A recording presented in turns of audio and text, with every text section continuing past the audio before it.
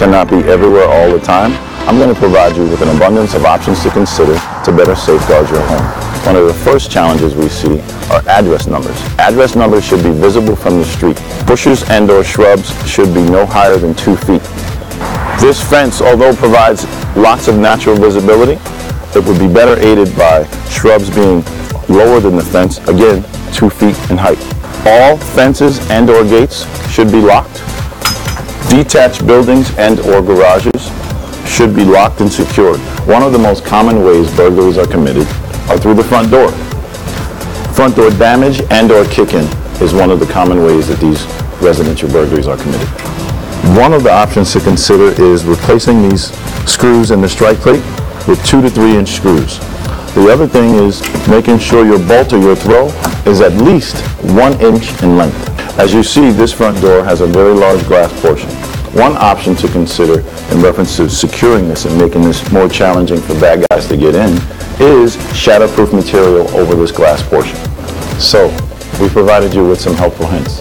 If you'd like a more comprehensive residential security survey, please feel free to contact 407Have you seen the fountain at Lake Eola? It's huge! Check out this lady's head. It's huge! Lake Eola swan boats are incredible. They're huge! Did you know there's almost a mile of walkway around Lake Eola? It's huge! Have you seen the feet on this guy? They're huge! Did you know that a swan's bill is larger than a duck's bill? That's huge! Have you seen the trees at Lake Eola? They're huge! Lake Eola bandshell, it's huge!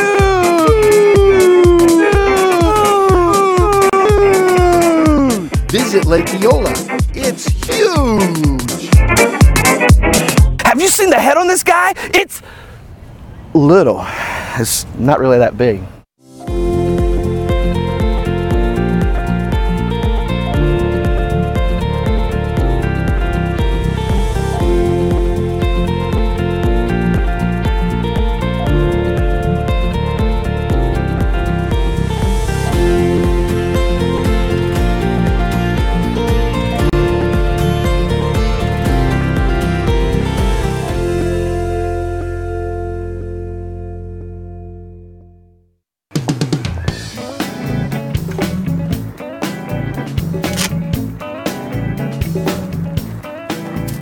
I've been waiting for this for weeks.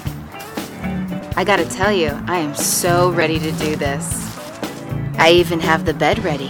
What? So when you get home, we can get really dirty. Gotta go. Hey! Here you go. With all this compost, we're gonna have the best plants in the neighborhood.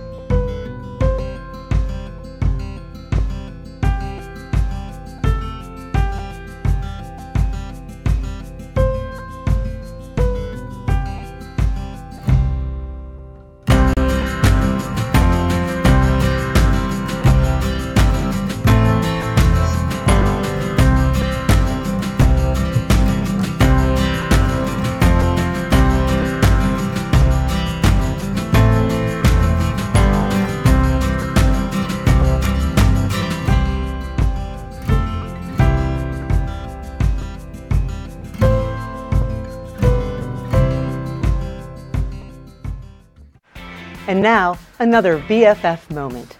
Best friends forever? It's best foot forward for pedestrian safety. Did you know you must stop for a pedestrian in a crosswalk and stay stopped until they're in the opposite half of the road or on a raised median? It's the law. Stop for peds or it could cost you $164 and 3 points on your license. It could cost them their life. Join the movement. Put your best foot forward for pedestrian safety. I yield for PEDS. Do you?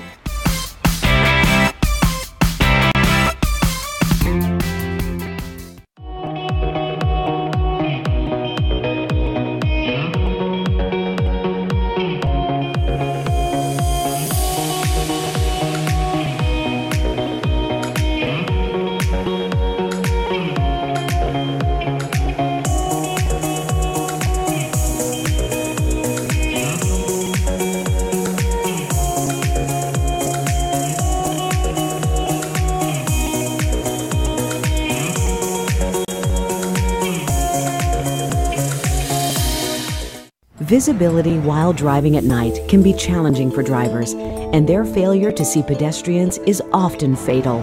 In Florida, 75% of pedestrian fatalities occur at night. Many drivers say they never saw the pedestrian. What will it take to see them? Can you see him now? Drivers, look for pedestrians, especially at night. Pedestrians, make sure you are visible. Alert tonight, alive tomorrow. Because safety doesn't happen by accident.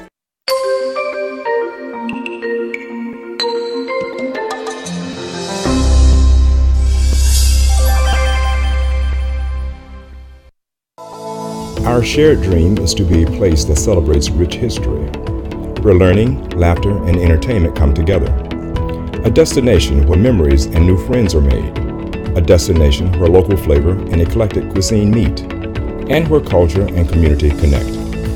Ideas are created and reimagined. We are rising, bigger and bolder. We invite you to discover your urban in downtown Orlando.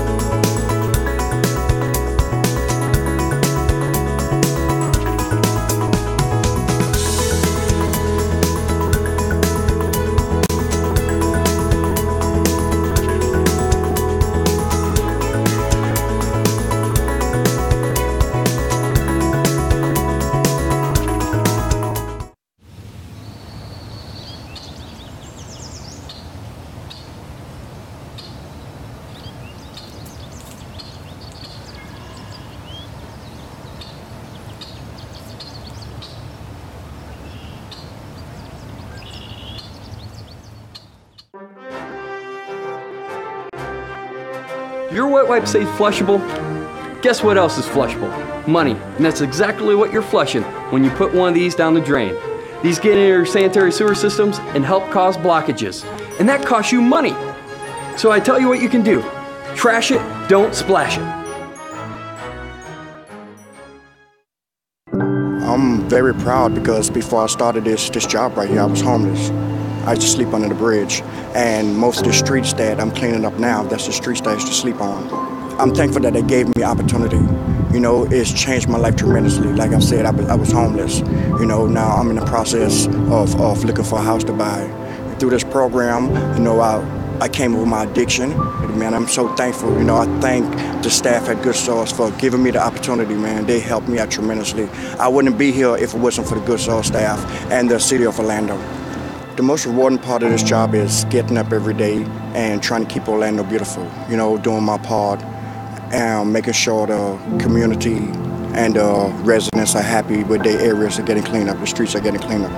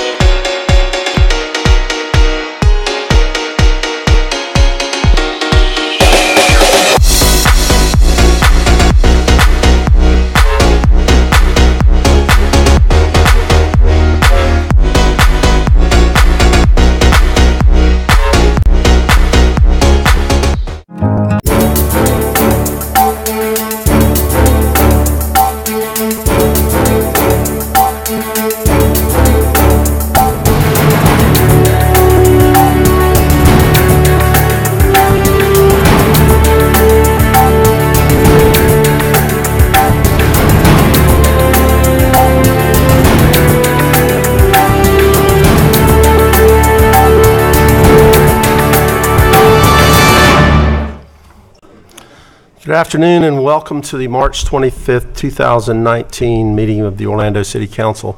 That music that was playing just before we started, that was Commissioner Stewart's walk-up music that we were practicing a little bit with. We're going to begin today with the invocation, and it's a great honor today to have Professor Mark Logus, who is a full-time political science faculty member at Valencia College's East Campus, and he's also taught government and media classes as an adjunct at the University of Central Florida, where he earned both his bachelor's and master's degree. Was everybody hanging on that last second shot for UCF yesterday in the tournament? Yeah, went the wrong way. But what a great game for them. Professor Logus has required students to attend our city council meetings, and they also go to Orange County, and almost every meeting we have several of his students that are here, and I was just telling them that we've had some students. I told one of them one day that, man, the 2 o'clock meeting was really boring today. You should come back to one of our workshops, and they voluntarily came back to the next workshop, which was great, Professor. He was selected for a Valencia sabbatical leave to research ways to encourage pre-college and college-level students to learn about government. He's been credited for working with state legislators to help pass the civics literacy requirement prior to Valencia. He spent over 25 years in broadcast radio and television covering state and local governments and coordinating election coverage. He's worked for channels 2, 6, and 9, so all three of the major networks here. He was nominated for an Emmy Award for the Best TV Newscast and on the Associated Press Best TV News Stories. So he will lead us in the invocation, that'll be followed by the Pledge of Allegiance led by Commissioner Gray. Thank you. Thank you, Mayor Dyer and City Council, for inviting me to be here today to deliver the invocation. In the spirit of a tradition of opening the meetings in an invocation that dates back almost 100 years, let us pray. Dear Lord, I pray that all elected officials, not just here, but all around this great nation, remember that they are the public servants and that government works for the people and not the other way around. I pray that our elected officials provide safe and appropriate uniforms and equipment, the financial support, and of equal importance, the respect that our first responders deserve. I pray that our elected officials ask themselves if they themselves would do what these brave men and women do each and every day, running into situations unknown to them, risking their lives to save others.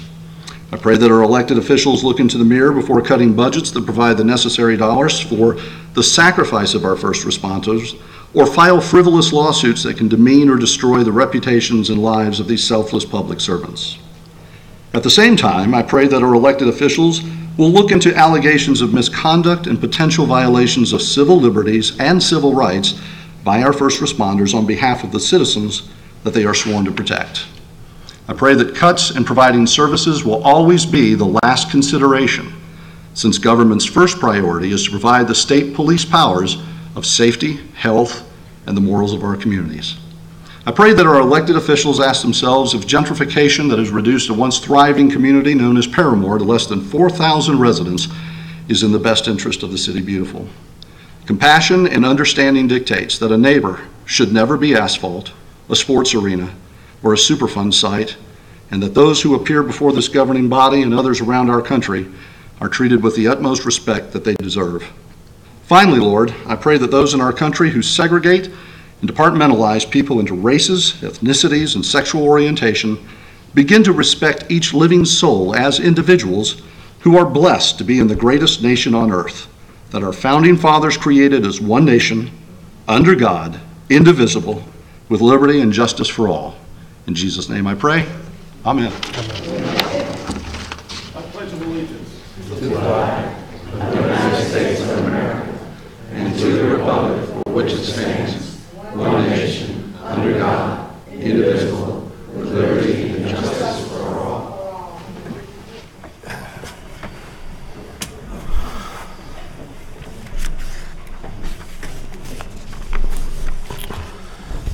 All right, Madam Clerk, I'm going to call the meeting to order. Would you call the roll and make a determination of a quorum, please?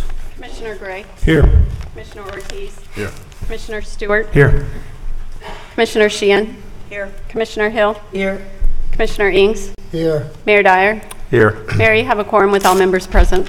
Thank you, Madam Clerk. First order of business is consideration of the minutes from the workshop agenda review and city council meetings of March the 11th, 2019.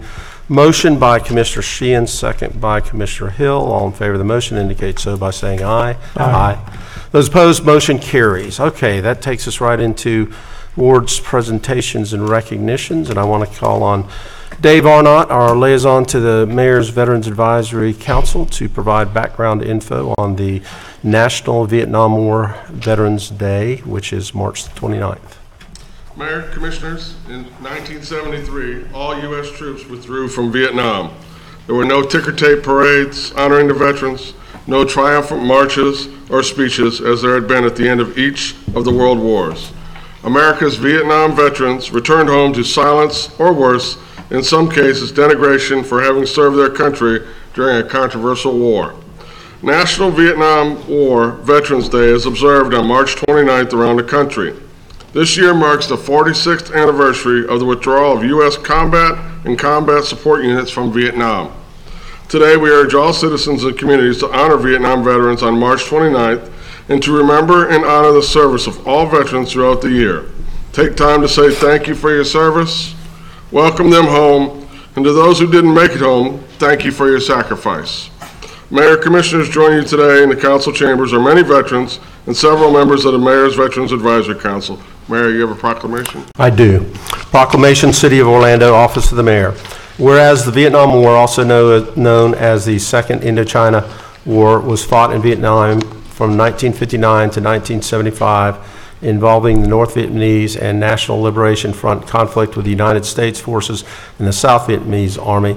And whereas in 1965, U.S. combat troops comprised mainly volunteers arrived in Vietnam, and whereas by the end of 1965, there were 80,000 U.S. troops in Vietnam, and by 1969, a peak of about 543,000 troops was reached.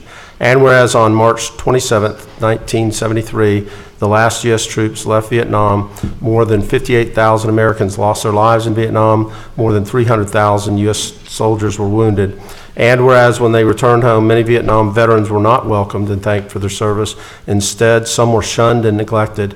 And whereas today we honor and thank our Vietnam veterans for all they have given in the service of our country. Now, therefore, I, Buddy Dyer, Mayor of the City of Orlando, hereby do proclaim Friday, March 29, 2019, as National Vietnam War Veterans Day in the City of Orlando.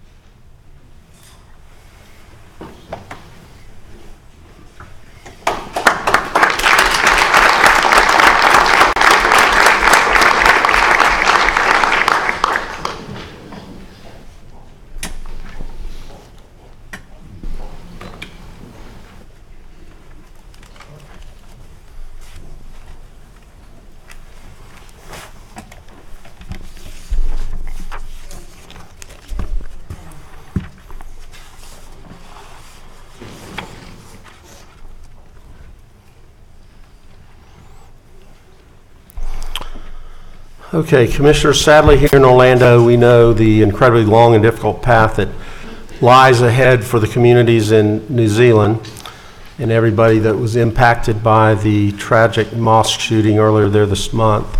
And certainly in the aftermath of Pulse, communities from all over this country and all over this world shared their love and gave us strength to carry on. And today I ask that we all pause a few moments to do the same for those in New Zealand. So please join me in a moment of silence as we send our thoughts and prayers to New Zealand.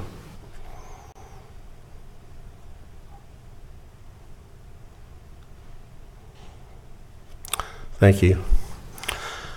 Okay, moving into the mayor's update, I just have a few things. Towards the end of March, so next week will be April, and April is Earth Month.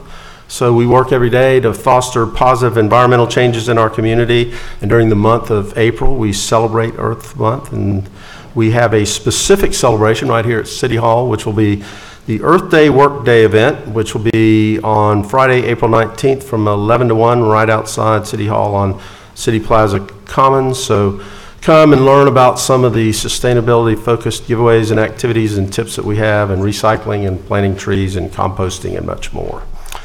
As part of our community's commitment to inclusion and diversity, we'll host the second annual Civil Rights Award ceremony and banquet on Thursday, April the 4th at 6 p.m. at the Rosen Shingle Creek, and we will honor those in the Orlando community who have dedicated their lives to fight for civil rights and equality. This next one, I can't even believe it's been 15 years, Commissioner Ortiz, but we will celebrate the 15th anniversary of the OLA office next month. How about that? The OLA office is a Hispanic office of local assistance, and over the last 15 years, they have helped many citizens with valuable information on how to assimilate into our community. They work with over 100 different government and community organizations to help find jobs and housing, and all types of services. And from Friday, April 5th, from 8:30 to 4:30, we will have an open house at their office.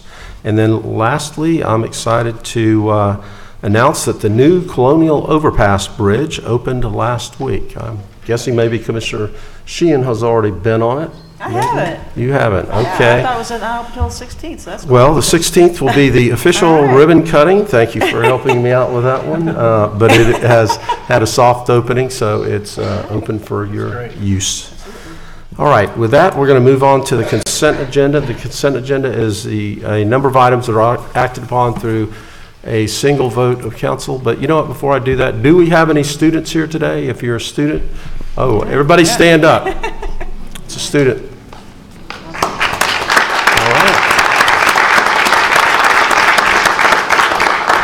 Are y'all from Professor Logos's class or different places? Different places, okay. We thank you for being here, and we hope this is an informative, interesting, and fun next couple hours for you. Thanks for being here. Next 5 hours for you. Yeah. We're hoping a couple too. Okay, so on to the consent agenda. Before we vote on the consent agenda, we give each of our commissioners an opportunity to comment on items that are in the consent agenda, and also update you generally on important happenings from their district. So we rotate the order that we do that, and Commissioner Jim Gray is up first today. Thank you, Mayor. Welcome back from spring break. Good to have you here. Over the last 2 weeks, we've had a series of meetings in District 1, certainly meet the new chief, 3 different community meetings. I want to thank all of the staff for coming out to help us with that, and also our residents for showing up. It was well received, and Mayor, thank you for coming out as well, so we appreciate that. I'm going to get right to the agenda. There's one item on the agenda that I am struggling with, and that is item B4, which is the Dartmouth Park. And let me make it perfectly clear, I'm all for parks. I'm all for parks, I want parks. But the financial numbers associated with this one just don't make sense to me. And the reason I say that is a little history. We voted 2 months ago to purchase this property for $2.2 million. It's a little less than 1/3 of an acre. But we had a 10-year lease from Valley National Bank, and the proceeds from that were somewhere around $2.1 million over the 10-year period. This item suggests that we should reach an agreement with Valley National to sell that $2.1 million cash stream for $1 million. And to me, that is way too big of a discount. Valley National Bank is a reputable bank, and their CDs right now are paying somewhere around 3 or 4%. But even if you used a 5% number for this buyout, the present value of that cash stream is about just shy of $1.6 million. So, council, in my opinion, as much as I'd like to do the park, as much as I'd like to buy out Valley National so we could move forward, I'm not prepared for the city to take plus or minus a $500,000 hit just to do that. We don't have to wait for 30 years. We only have to wait for 10 years or until Valley National comes around. They're smart people. They know that the number $1 million represents a 14% discount versus 5%. That's 3 times the market. They know that. My suggestion is we just wait, be patient, and when they're ready to come back, they'll come back. So again, I hate to say no. I want to get the park going, but guys, we paid a lot of money based upon this cash stream, and I don't think now's the time to take a huge discount to do it. So I'll be voting no on B4 and be glad to talk more details if anybody wants it. Other than that, I'm fine, Mayor. Thank you. Okay, there's a lot of history on that one, but we'll show you as a no vote on B4. Commissioner Ortiz. Thank you, Mayor. There we go. Let me start by conveying my condolences to Mr. Reggie McGill. Very sorry to hear about the passing of his brother. I hope that you and your family find peace through the process of grieving and healing. I guess he's not here. Oh, there you are, Reggie. I'm really sorry about your loss. At Englewood Neighborhood Center, we have recently initiated a 6-week American Sign Language course with almost 60 students that coincidentally opens up the doors to government involvement in terms of meeting Americans with Disabilities Act requirements. Orlando's becoming more and more inclusive, and I would like to expand on that by proposing an ASL initiative for our city's residents and employees. Mayor and Commissioners, I believe we should start shifting focus and recognition of our nonverbal and deaf communities. I would like to suggest that we bring programs to the city that would provide these communities with resources, essentially to not only carrying out their daily lives, but would also meet their needs in a municipal environment, possibly hiring an ASL interpreter for city events, as well as creating a classroom setting where employees can learn the basics of sign language. These are opportunities I think would be beneficial for us to explore. Another issue that has been brought to my attention recently is that we do not have enough code enforcement inspectors working on weekends to help regulate violations. Currently, only 1 employee is working on Saturdays and 2 on Sundays, which does not seem to be sufficient. We have a lot of weekend warriors, meaning weekend violators. So I would like to propose that the City of Orlando considers assigning greater fund to code enforcement in order to allow more people to work on the weekends. I'd like to recognize those who have fought fearlessly for this great nation on National Vietnam War Veterans Day. They were here. They left. Celebrating those who have shown great courage and strength in doing what they believe is best for our country is acknowledgeable and something that I'm glad we continue to recognize. In terms of our district, please join us on Saturday, March 30, from 10 to 5 for Gateway Orlando's first Chalk Fest. Admission is free, and there will be 25 chalk artists from around Central Florida displaying their art to District 2. Food trucks will also be in attendance. Food trucks will be in attendance in my district. I like food trucks. I know you do.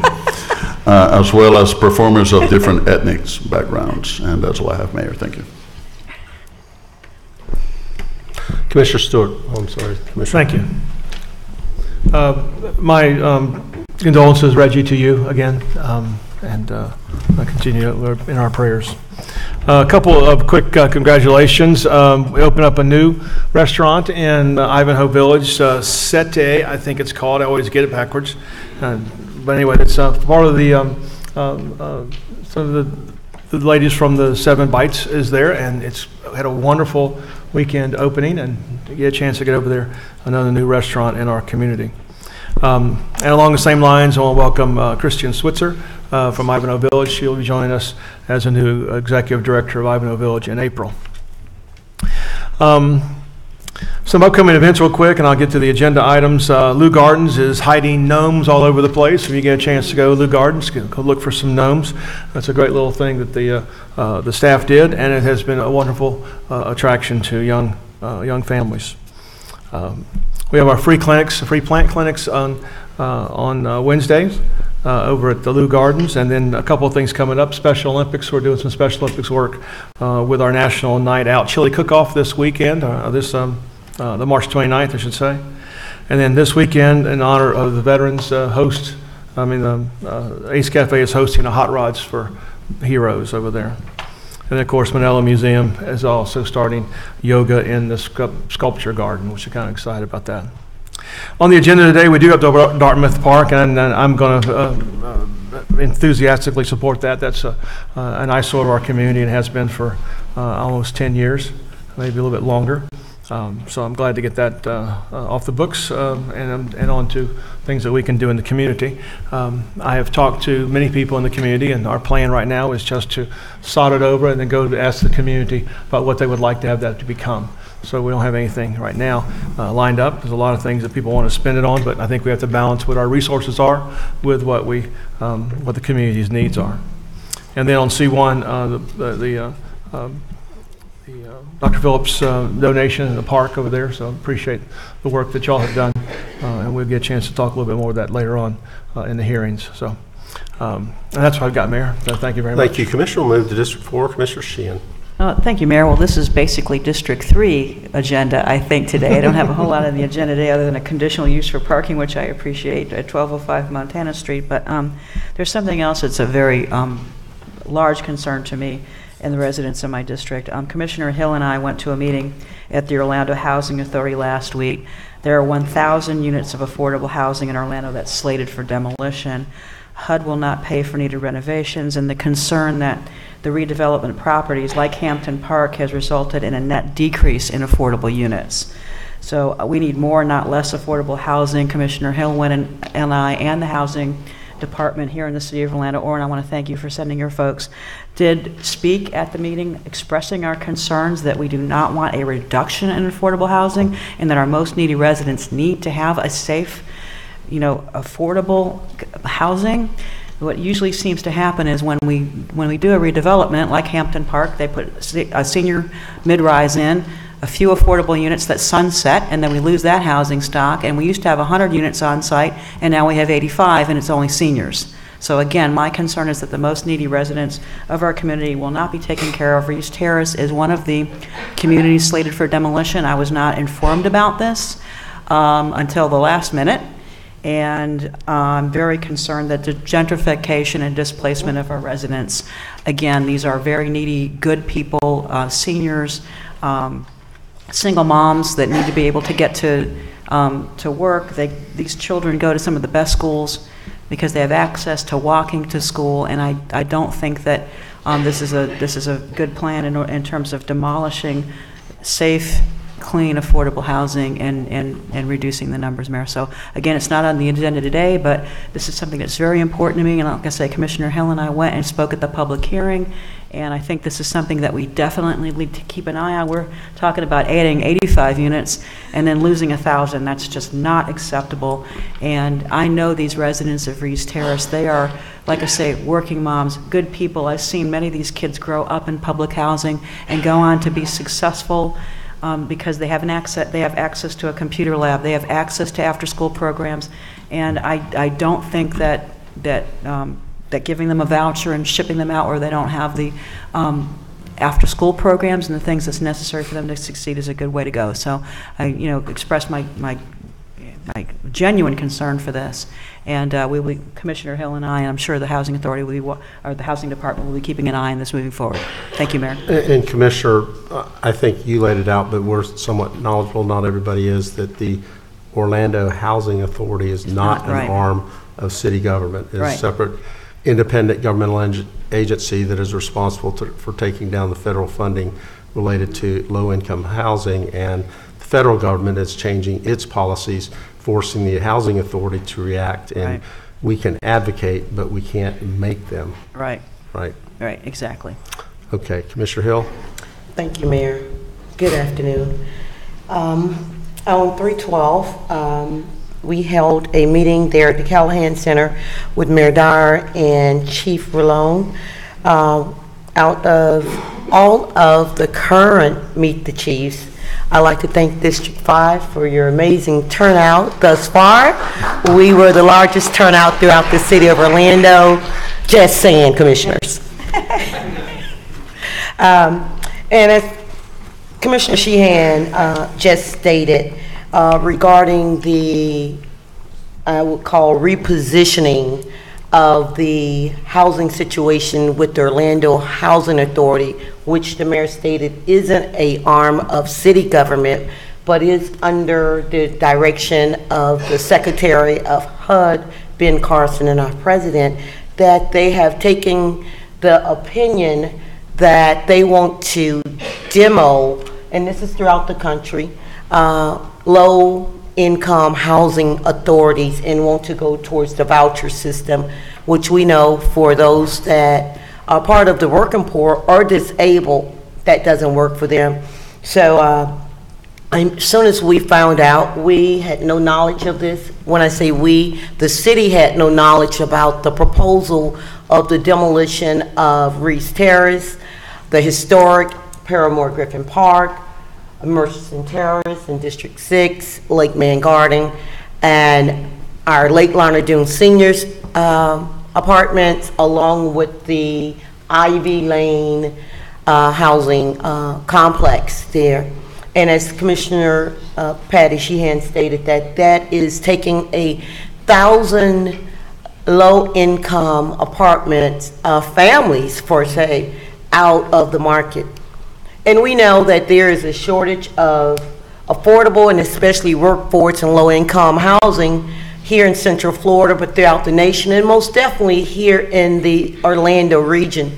And I know Mayor Dyer and council and our housing department, as you know, have had a aggressive initiative to put the affordable housing, multifamily housing, and today we have another project that's on council that will be talked about, back and stop. And we just don't have 1,000 units to replace these families with. And this is, I truly say, I'm very concerned, and I'm not trying to pull the race card, but we're talking about dislocating nearly 1,000 black and brown families, especially wiping out or decimating the whole west side of Orlando. When we talk about Murchison Terrace, when we talk about Lake Man, when we talk about Ivy Lane, when we talk about Lake Larned Dunes, I have a problem with that. And I thank the mayor for his support and council, and thank you, Commissioner Sheehan, by us locking arms and holding hands on the fight for the voiceless. We know that these families thrive because of their support systems. And when we talk about giving out vouchers, they cannot utilize these vouchers in Orange County because we don't have enough affordable housing. Usually these projects take about 4 to 5 years to even get activated. So we're talking about displacing 1,000 families from the Reese Terrace projects and the majority of the west side of Orlando, and sending them to rural areas of Lake County, of Seminole County, of Osceola County, where there's lack of transportation, where now they're displaced from their support system. It's easy for me to call a sister or a brother or a mother, a cousin, or just a friend to go pick my child up from school if they're sick, to give me a ride to work, to get on the bus transit system that already takes you an hour and a half here in the city and county of Orlando just to get to work, and another hour and a half to get back home to my children. And now we're talking about displacing them to rural areas that some don't even have public transportation. This is a travesty. I think this is a way to continue, and I always thought it was a hoax. H-O-A-X, I'm country, so excuse me. When they said that gentrification was not just coming through Paramore, but they were going to try to get to the west side and dislocate and displace families. And I truly say, please note that this is not an Orange County nor City of Orlando initiative. But this is a Secretary of HUD and a Washington initiative. So what my call to order is today, and I have been having meetings with constituents, I have reached out to our Congresswoman's office, to our House Rep office, to our Mayor's office. Of course, we have our housing division, but this is going to be a people's issue. This time, city government or Orange County government can't do the heavy lifting. The people are going to have to assist us with the heavy lifting to make sure that the indigenous people of Orange County, of the city of Orlando, have responsible growth. I'm not saying that I don't want quality and safe housing for these complexes. Yes, they do need to be, they're outdated. But there's no way we can come in, just demo a whole community. My hope in our conversation has been about phasing the demolition on these sites. We build and replace one phase, build and rebuild another site. But I can tell you when it comes to the historic Griffin Park, I'm talking about no demolition at all. Talking about rehabilitation. Because I do believe, Mayor and Council, if we destroy Griffin Park, that is the last inkling that we have of Old Paramore. We are doing a great revitalization and responsible growth in making sure that Paramore is inclusive and that we're building mixed income communities there. And thank you, Mayor, for your leadership with that and the responsible growth. Thank the CRA with that in our housing department. But I think we should, if there's never been a fight in Paramore before, and forgive me, Council, we need to fight to make sure that we keep Griffin Park. We need to make sure that the historic, and when I say historic Griffin Park, which is on the National Register, and God knows I love my sister. God knows Commissioner Stewart. I'm not trying to offend anyone. But anything that was historic in Griffin Park or College Park, they would not destroy. They would not destroy. And the people of Thornton Park and Griffin Park and Lake Eola Park will come with pitchforks if they try. So what I'm saying is pay attention, folks, from those areas, folks that care, because me and Commissioner Sheehan and the Housing Department was the only people present to fight for the West Side and Reeves Terrace community. You need to show up so your voices can be heard. Not show up at the 11th hour when decisions are almost made. Show up to help put the agenda forth. So on June 1st, the Housing Authority will be sending their recommendations, which they have recommended the demolition because they can't, the government won't send them maintenance funds, administration funds, or rehab funds. So they have almost no other choice. So it's your time to solicit your HUD representatives, also Orange County Housing Authority, let them know how important it is to you. To let them know you have families and friends and that you really care about the West Side. And that's for all people, not just black and brown. That's all people because people matter. And we're one Orlando. We're one Orlando. So please, please, please make this a major cause and a major issue for moving forward. With that being said, on 3/13, myself and the mayor went out and got a sneak peek of Village of Mercy. If you remember, there was some time ago that the city of Orlando purchased blighted and dilapidated apartments there on Orange Center and on the Mercy Drive corner. And today we'll be voting on another project that was acquired by the city. But the old Bordeaux Apartments on Mercy Drive was acquired. And through council's approval, mayor's leadership, we were able to sell that property to Ability Housing. And it's on the lakes. It's all low income. I think it's about 160 plus units with wraparound services there, and they are just amazing. So we went there. They'll be opening up hopefully sometime in the late winter, early January.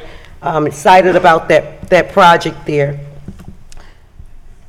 I also was able to go out with a lot of leaders from out the community to honor some of our historic makers here in the Central Florida and city and county.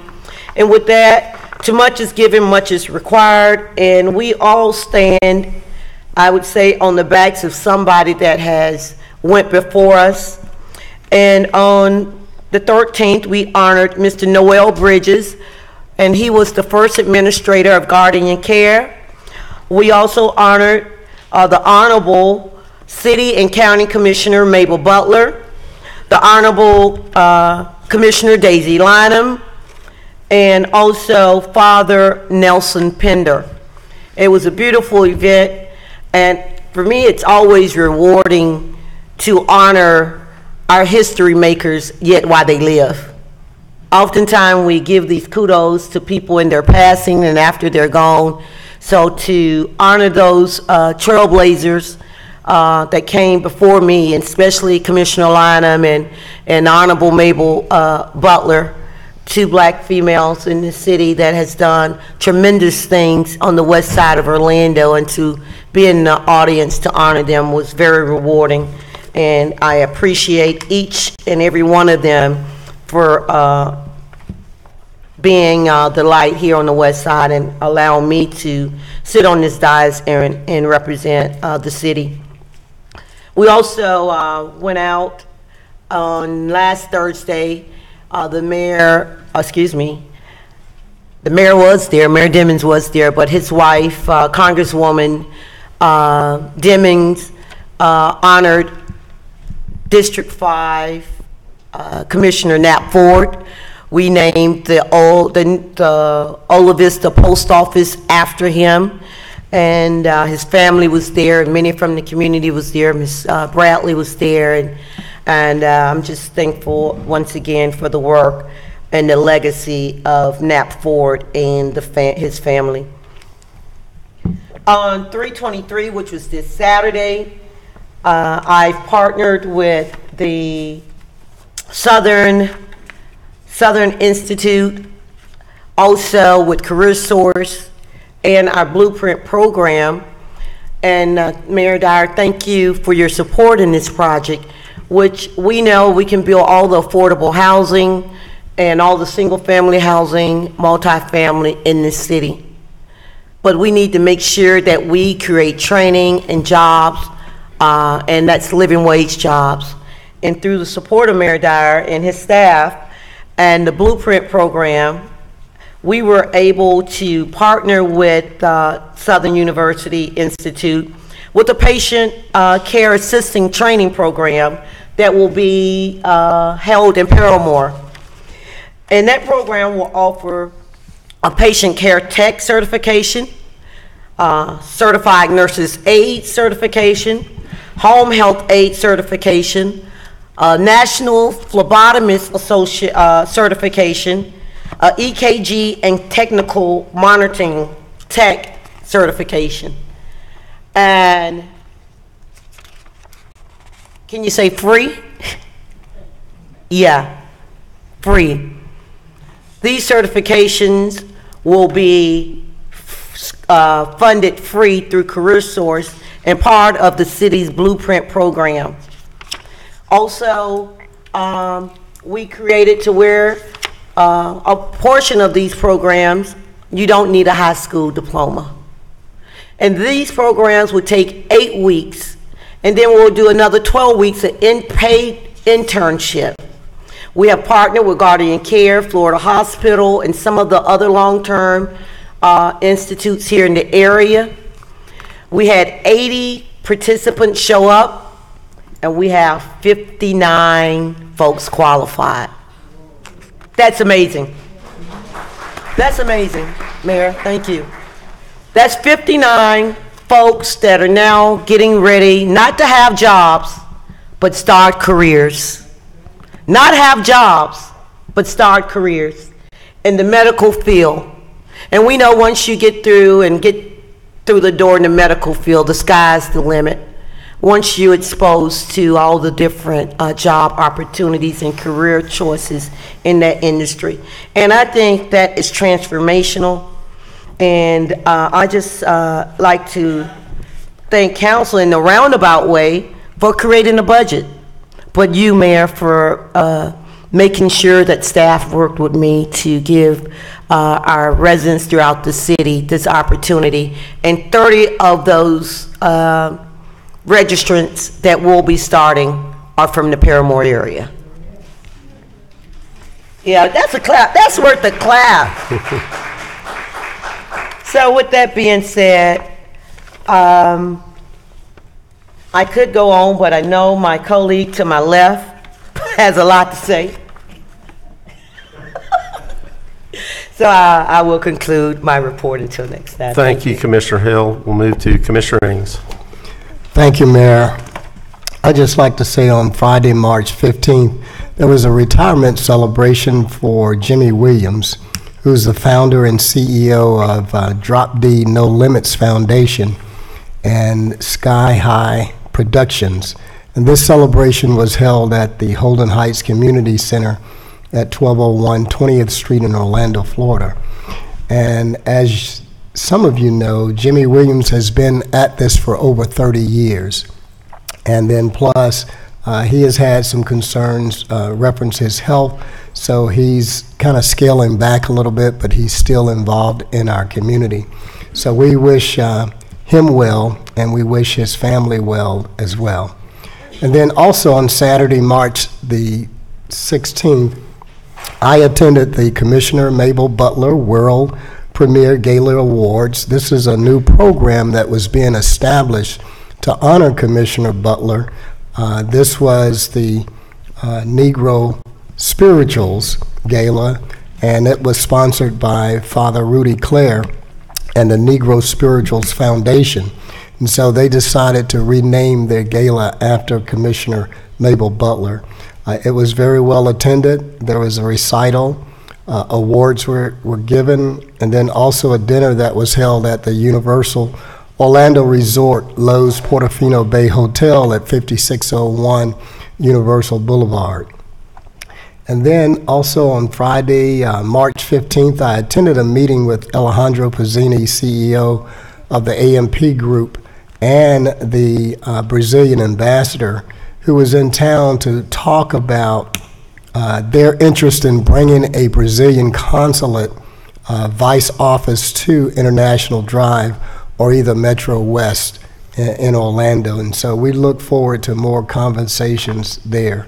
They seem to be pretty fixed on coming into District 6 with their Brazilian consulate.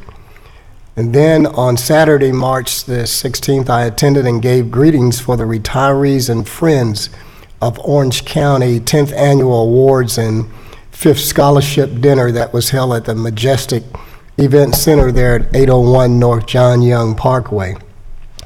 The Community Action and Head Start presented a program entitled Invest in Our Children. And that was their way of giving the scholarships to our young people and encouraging them to go to college and further their career. Also, the presider of that event was Pastor Dana Action Jackson, and the greetings were brought on by Vice President David Rucker, And of course, the president, Evangelist Charlie May Wilder, was there to oversee the entire program, and it was very well attended. And also on that Tuesday, March the 19th, I did attend the Ola Vista Post Office dedication service in honor of Napoleon Knapp Ford. And the post office, as well as Congresswoman Val Demings, were able to rename that post office in honor of Commissioner Knapp Ford. And this is obviously a great honor for Mrs. Rebecca Ford and her two daughters and the rest of the community. And of course, our school principal, Ms. Clara Walters of Jones High School, was there to bring on some greetings as well. So we thank you, Ms. Walters, for your insight into Commissioner Knapp Ford as well. So this event was historical because Congresswoman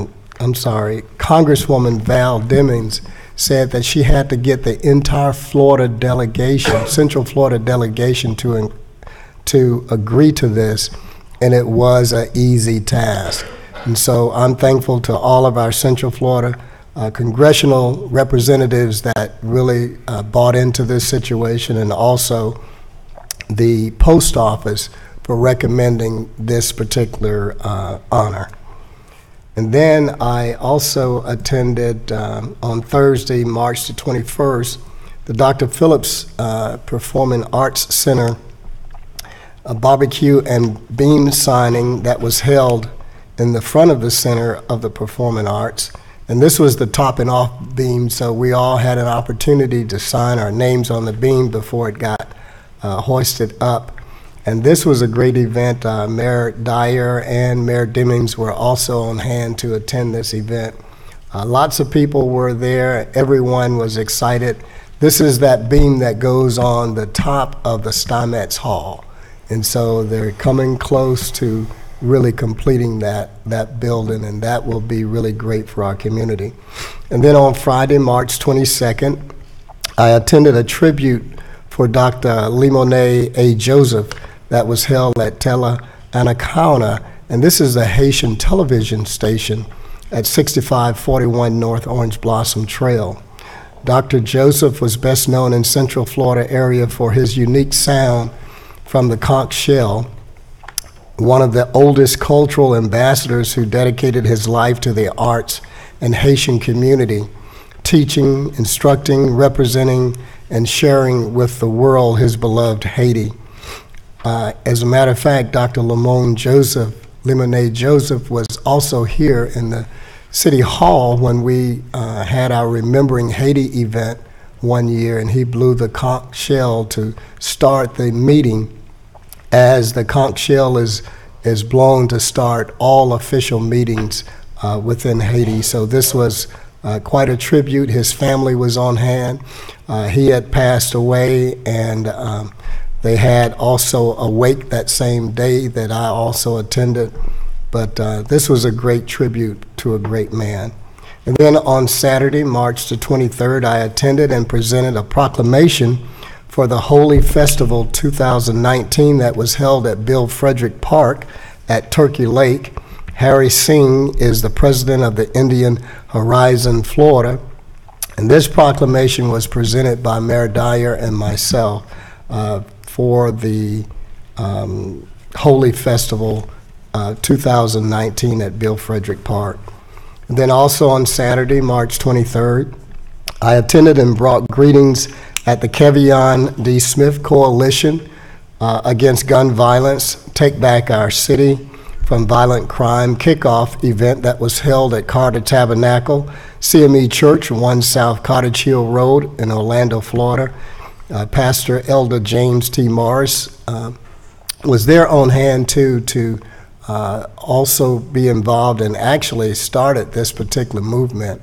There will be another coalition meeting, and he's looking forward to be in a center, and I'm recommending the Dr. James R. Smith Center so that we can have some town hall type dialogue with the community, and especially our young people, because we want to reach them We want to talk about gun violence, and we want to talk about guns.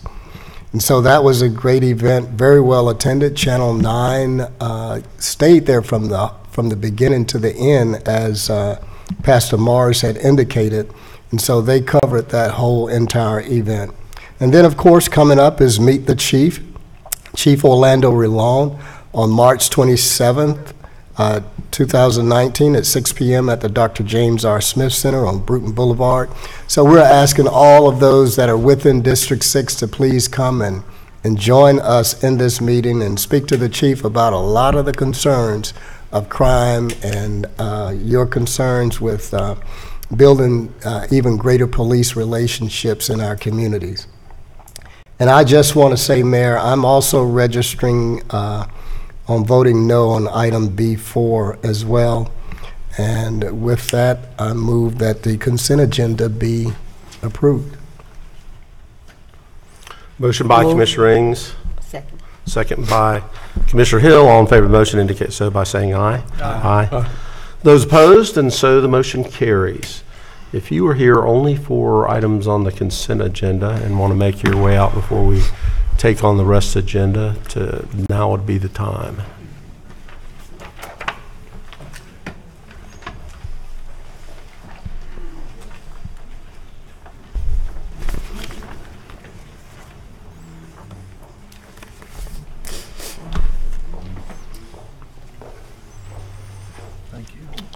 Okay, we are going to move on to hearings, and we have one, which is the purchase and sale agreement for Orange Center Boulevard real estate property. So this is a hearing for the purchase of sale of property on the south side of Orange Center Boulevard. And commissioners, you know that it's been a priority of the city for a number of years to redevelop the area between John Young Parkway and Tampa Avenue on Orange Center Boulevard. If you had traveled on that piece of road 5 years ago, 6 years ago, I suppose, if you looked on the north side, you would have seen boarded up, dilapidated, abandoned apartments. If you looked on the south side, you'd have seen boarded up, dilapidated apartments. I think there might have been a few residents still on the south side, but for the most part, it made the entire area of West Lakes look blighted because of what was going on directly on Orange Center Boulevard. So we have made it a priority to facilitate the redevelopment of those areas, and it hasn't been easy. Some of the properties were in foreclosure, some were in bankruptcy. We had to go to the federal government, we had to go to bankruptcy court, but we were, as a city, were able to acquire the land both on the north side and now the south side and put it out for RFP for quality development to restore that corridor, but also to meet our needs in terms of affordable housing, quality housing, senior housing, and lift that up that entire area. So we've got a good start on the north side. We have acquired the property on the south side and have gone through a process to select a developer, and that's what we're here for.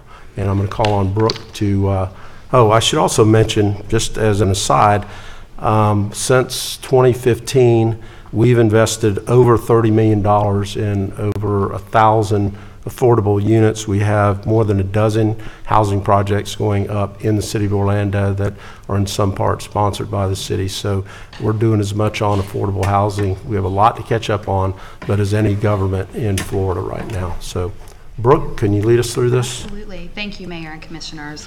Appreciate the opportunity to present to you today on the Orange Center Boulevard site. I promise I'm going to get this right today because Ed taught me how. Okay. And so, as the mayor mentioned, today we're going to go through overview of our strategic acquisitions, which he just covered, the current opportunity, the proposal that staff is recommending that we move forward with, the draft of the purchase and sale agreement, as well as the recommendation. And so, as was mentioned, in 2015, the city acquired 7 vacant foreclosed properties from Fannie Mae, the Greater Washington Shores area, and Mercy Drive to work on redevelopment opportunities and to ensure quality, affordable housing to be built. Since that time, I'm proud to say that we've completed a number of the projects, Pendana at West Lakes, New Horizons, which was done by Hope Church of Orlando. We've also got 2 projects, developments underway. The Lakeside Village in Bordeaux site, which Commissioner Hill commented on, which is opening later this year, called the Village on Mercy. In addition, Pendana Phase 2, which is a senior affordable housing project, is underway with completion planned for 2019 as well. And then also, most recently, you approved a purchase and sale agreement for Pepper Tree Shores and Pepper Tree Circle, the last 2 sites that we had along Mercy Drive. And that anticipated closing date is in December of 2019. And I'm proud to report that we were recently notified that Blue Sky Communities did receive 4% state apartment incentive loan funding for that project, and it does appear that that is moving forward. Other notable projects, Paramore Oaks being developed by Invictus, the Amelia Court project in Creative Village being developed by Atlantic Housing, and then the Palm Grove apartment rehab completion in 2019. In the current opportunity that we're here to discuss today, there was one additional site that was not included in the original acquisition of the Fannie Mae properties, and this was the South Side property along Orange Center Boulevard. The city worked for several years, and in 2017, we were finally able to acquire that site, a 4.68 acre site, and our purchase price was $700,000 for that site. In 2018, we began the demolition of the buildings. We used federal funds, CDBG funds, as well as code enforcement lien funds to cover the cost of that demolition, which exceeded $330,000. Demolition started in the fall of 2018, as well as abatement, and was completed in January of 2019. And this is the site that we're talking about today, that you can see on the south side of Orange Center Boulevard up to Tampa Avenue. And that's a picture of the buildings that formerly sat on that site, which we considered to be, I think all did, very much blight that needed to be removed. In 2018, 2 community meetings were held with the surrounding neighborhoods to discuss the planned demolition as well as the process moving forward. These 2 meetings were held on June 18th as well as August 23rd. We had about 50 residents in attendance in total at both of those meetings, and that does not include city staff. The input obtained from these community meetings that was incorporated into the solicitation document for the site was a preference for ownership opportunity through single-family homes and/or townhomes, incorporating neighborhood retail on the site, if possible, a design that complemented the surrounding neighborhood. These sites were unique in that it abuts a very stable single-family neighborhood, and as well as community participation in the project.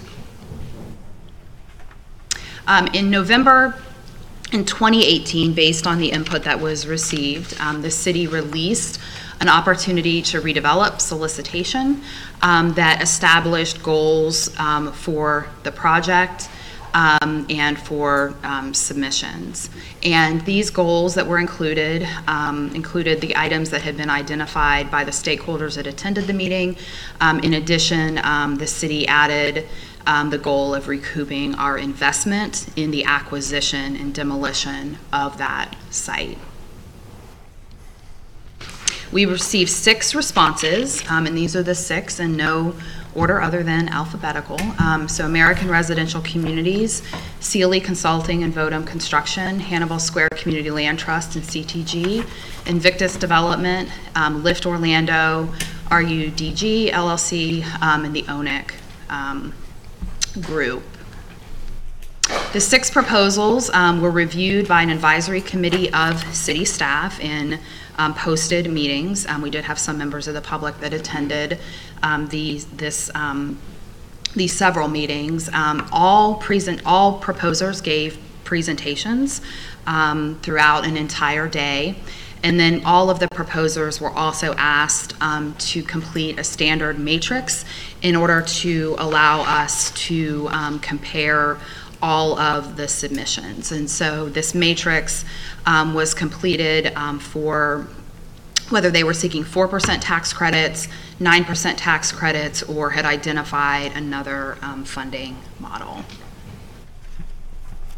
This is a comparison of the 6 that were received. The number of units is the line across the top. Ownership units, we've broken that out separately because that was an item that was important to the community.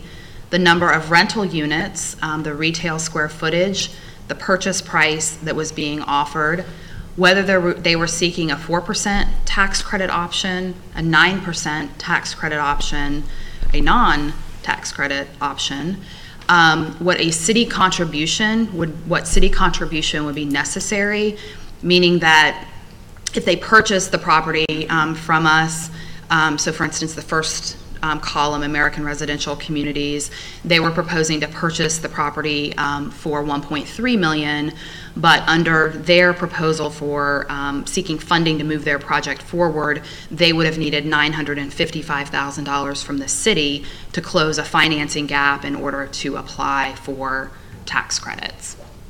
And then also minority business and women business participation in the project. So I'll just leave that up for a second so you can look at the differences there. After extensive review of the proposals, the advisory committee determined that the Hannibal Square Community Land Trust proposal aligned most closely with the goals that had been identified and should be moved forward for consideration. It really based on these 6 or 7 areas. They provided for home ownership opportunity with 2-story single-family townhomes with rear garages, a landscape buffer, and privacy walls that would complement and enhance the surrounding neighborhood. They incorporated plans for a 3-story mixed-use development at the corner of Orange and Tampa that would provide neighborhood retail amenities on the first floor as well as mixed income rental on the top 2 floors. They are agreeing offer to pay $1.035 million to the city, enabling the city to recoup its investment in the acquisition of the site. And probably most important, or definitely of high importance to the selection committee, their proposal does not require any further investment by the city in order to move development forward on their site.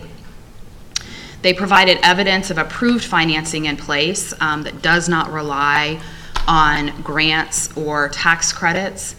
They have a great deal of experience with land trusts, which is incorporated into their proposal. And they also achieve the city's diversity goals for city certified and MWBE businesses. And I'd like to recognize Camille Reynolds with the Hannibal Square Land Trust is with us today, as well as Derek Wallace with CTG Constructors. And so now I'm going to move into the proposal. And these are slides that have been pulled from the proposal that Hannibal Square Land Trust presented to the advisory board. This is the project site. Schematic plan that shows 30 townhomes with space in between each. So it's not just a wall of townhomes, but provides for green space in between the buildings, as well as retail and residential on the corner. They, again, are providing for 30 townhomes, 3-bedroom, 2.5 bath, 2-car garage. Of the 30 townhomes, 40% would be open to any income bracket. 9 would be targeted to 80 to 120% AMI, and 9 units would be above 80% to 50% AMI. All of the townhomes would have the same amenities, and there would be a ground lease fee and other property maintenance fee that would be included in the monthly dues. I'm going to go through this part quickly, and again, when we get to questions, Camille is here so she can speak more specifically to these items. And then this is the corner parcel that has the mixed income rentals as well as the neighborhood business retail. Again, proposing 20,000 square feet with 28 mixed income rental units on top. And these are just some concepts and ideas of different types of uses: coffee shop, deli, small restaurant, outdoor seating and dining. Mixed-use building. 28 apartments, 14 on each floor. You can see the unit breakdown on those. And then I think one of the items that a number of people often have questions about is a community land trust and how those work. This proposal does include the establishment of a community land trust, and Hannibal Square has a community land trust, part of which is already operating in Winter Park and has been very successful. And so the community land trust provides a way to prevent gentrification and to ensure affordability moving forward. And so while community land trusts have been around for more than 40 years, most of them have been established since the 1990s. And essentially what it does is it provides for a 99-year lease on the land. And so what somebody owns is their building. And this enables them to purchase that and own a home at a price that is affordable. And oftentimes it allows for a home buyer, somebody to be a home buyer at a rate that might be less expensive than even what they could find a market rate apartment at. So there's a ground lease that prohibits market rate resale except for units that are purchased at market rate. So the market rate land trust units that are included within their proposal, if you own a market rate unit, you have the ability to sell that unit without any restrictions. For the other units, there is a formula that determines what portion of the equity is yours. And again, the land trust concept enables people to, again, own a home, but to also free up some of their disposable income to use towards other needs that they may have. An important part of this is that there is a CLT board, a Community Land Trust board. The Community Land Trust is a nonprofit, and on the CLT board are homeowners, as well as stakeholders in the area that have a say in what happens within that site and within that land trust. And so these are just some items, pictures of previous projects that they've worked on, and other items. So they've done some work in Apopka, Hannibal Square, some rapid rehousing, and then also a joint venture that they're doing with the West Lakes Partnership.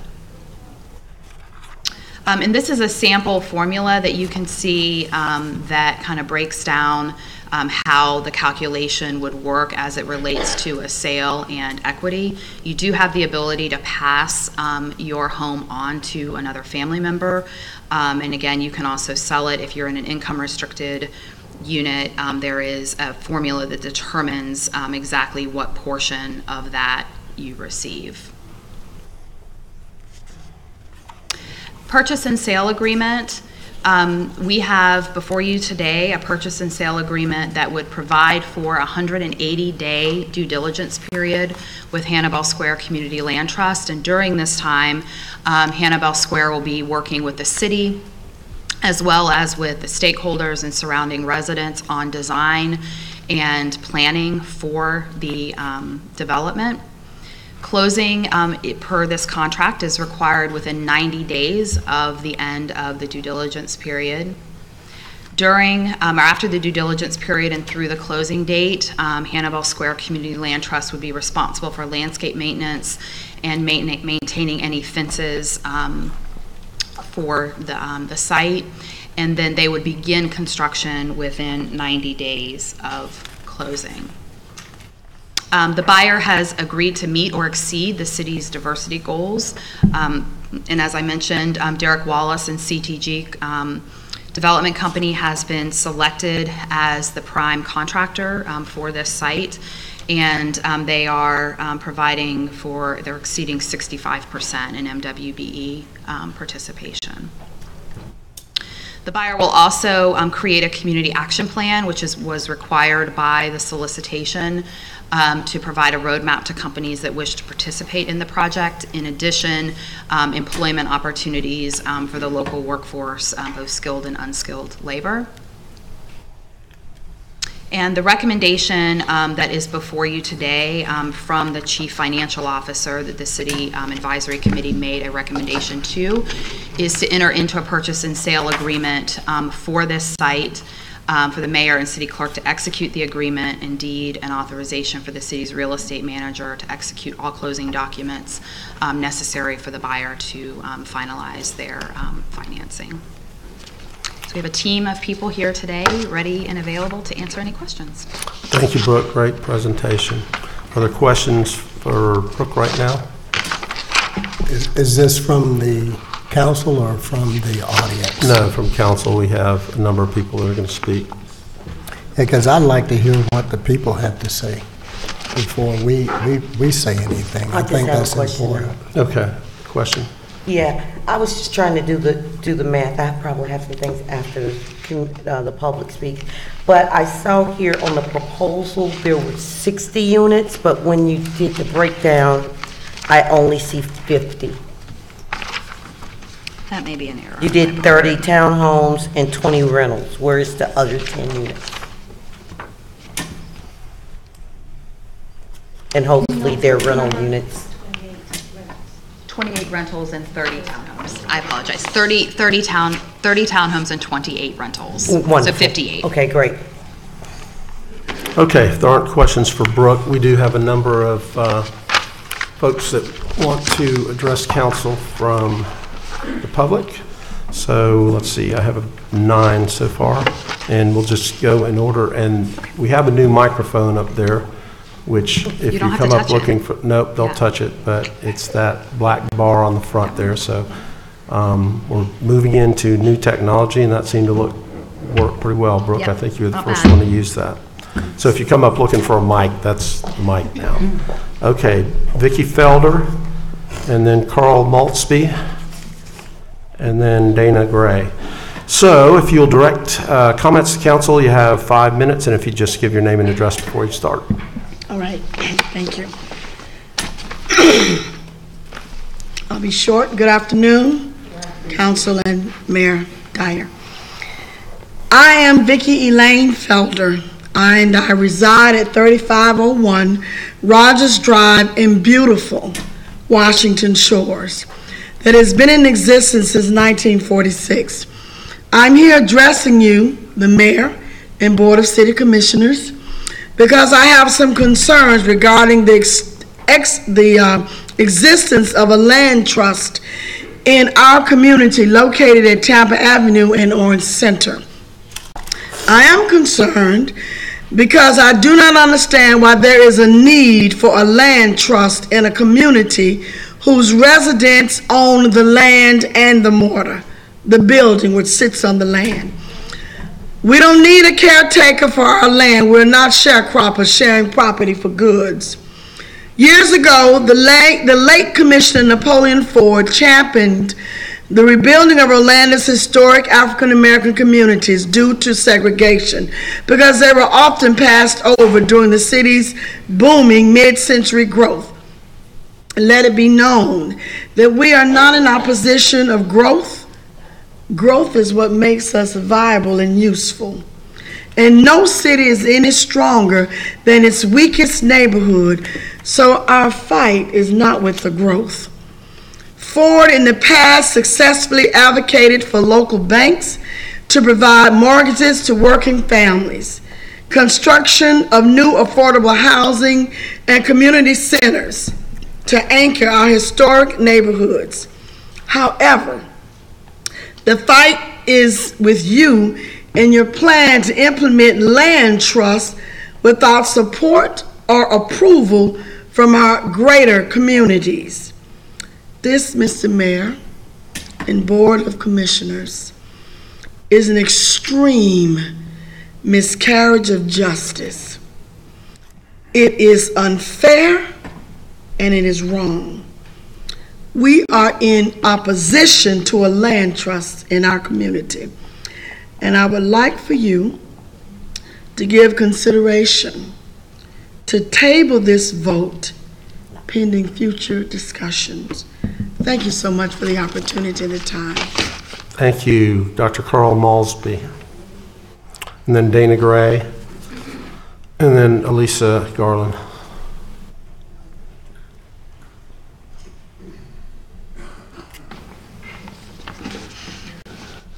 To the council, thank you for acknowledging that the subject Orange Center Boulevard area of land needs housing and improvements. However, the purchasing and sale agreement submitted by Hannibal Square Community Land Trust, Inc. falls short of being in the best interest of the Southwest Central Orlando community, which includes Clear Lake Cove, Lake Sunset, Luola Terrace, Paramore, and Washington Shores. Home ownership is for many Americans the cornerstone of wealth. Included in that ownership is the right to the land. Hence the history of the land deed relationship. The Hannibal Square proposal would deny future homeowners this right and protection. If needed, one can farm land. What does a building grow? Mold. Moreover, as referenced to in the proposal, the community land trust in other areas has not worked in the best interests of Black Americans. In addition to denying dwelling owners land rights, CLT's community land trusts have been a source of racial profiling or a retro-urban renewal, which I can attest to from my experiences of living at 808 South Division Street in Griffin Park during the 60s, was Black removal. The Hannibal Plan is at best a 21st century version of sharecropping, which turned out to be a disenfranchisement of those persons reduced to non-ownership of the land where they lived. Furthermore, the Hannibal CLT makes a mockery of the original concept of the Community Land Trust, which was for educational and cultural integrity of a community, specifically the Native Americans, to protect further encroachment of their property by white Americans. Secondly, given that the number of pre-building demolition units for the subject land was approximately 111, 116, of which most residents would fall into the lower income bracket as outlined in the Hannibal Plan, but only 12 of those units would be made available to these residents, assuming they applied and qualified. This is insufficient to mitigate both the units and the human resource losses. The residual impact would be negative on Jones High School student enrollment, which for the last 135 years plus has functioned as a stabilizing force in the Southwest Central Orlando community. Thirdly, nowhere in this plan are there provisions for ensuring that the persons displaced by the demolition of the old buildings have priority to purchase of the new units.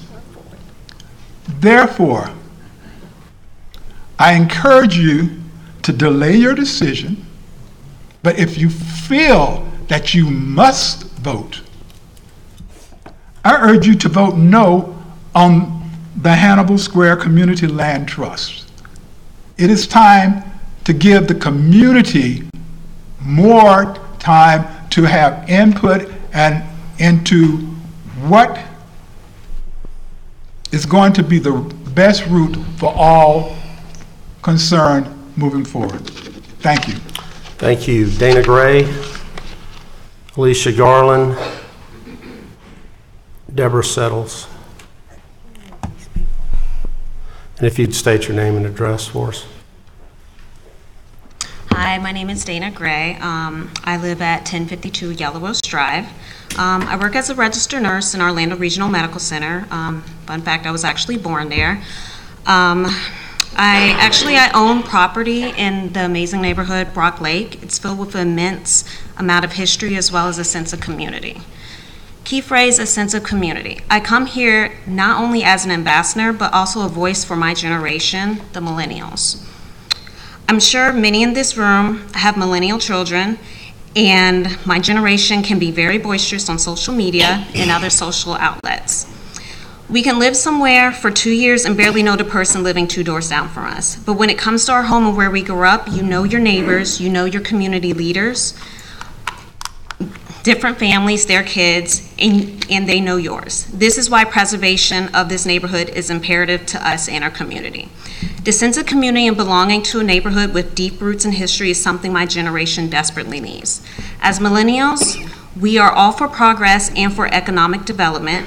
As I am here speaking on behalf of the millennial voice of the neighborhood in our community, we only ask to be included when decisions and changes in the landscape of our community are made. With our community's input, we feel that without our community's input, we feel that we don't matter. We ask today that you allow us the opportunity to review the proposals and ask questions as to what's being proposed.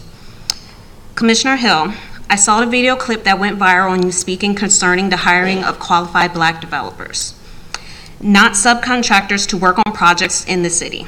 I was amazed by the pushback that you received that someone would take what happened 20 years ago to make a case for Black professionals today.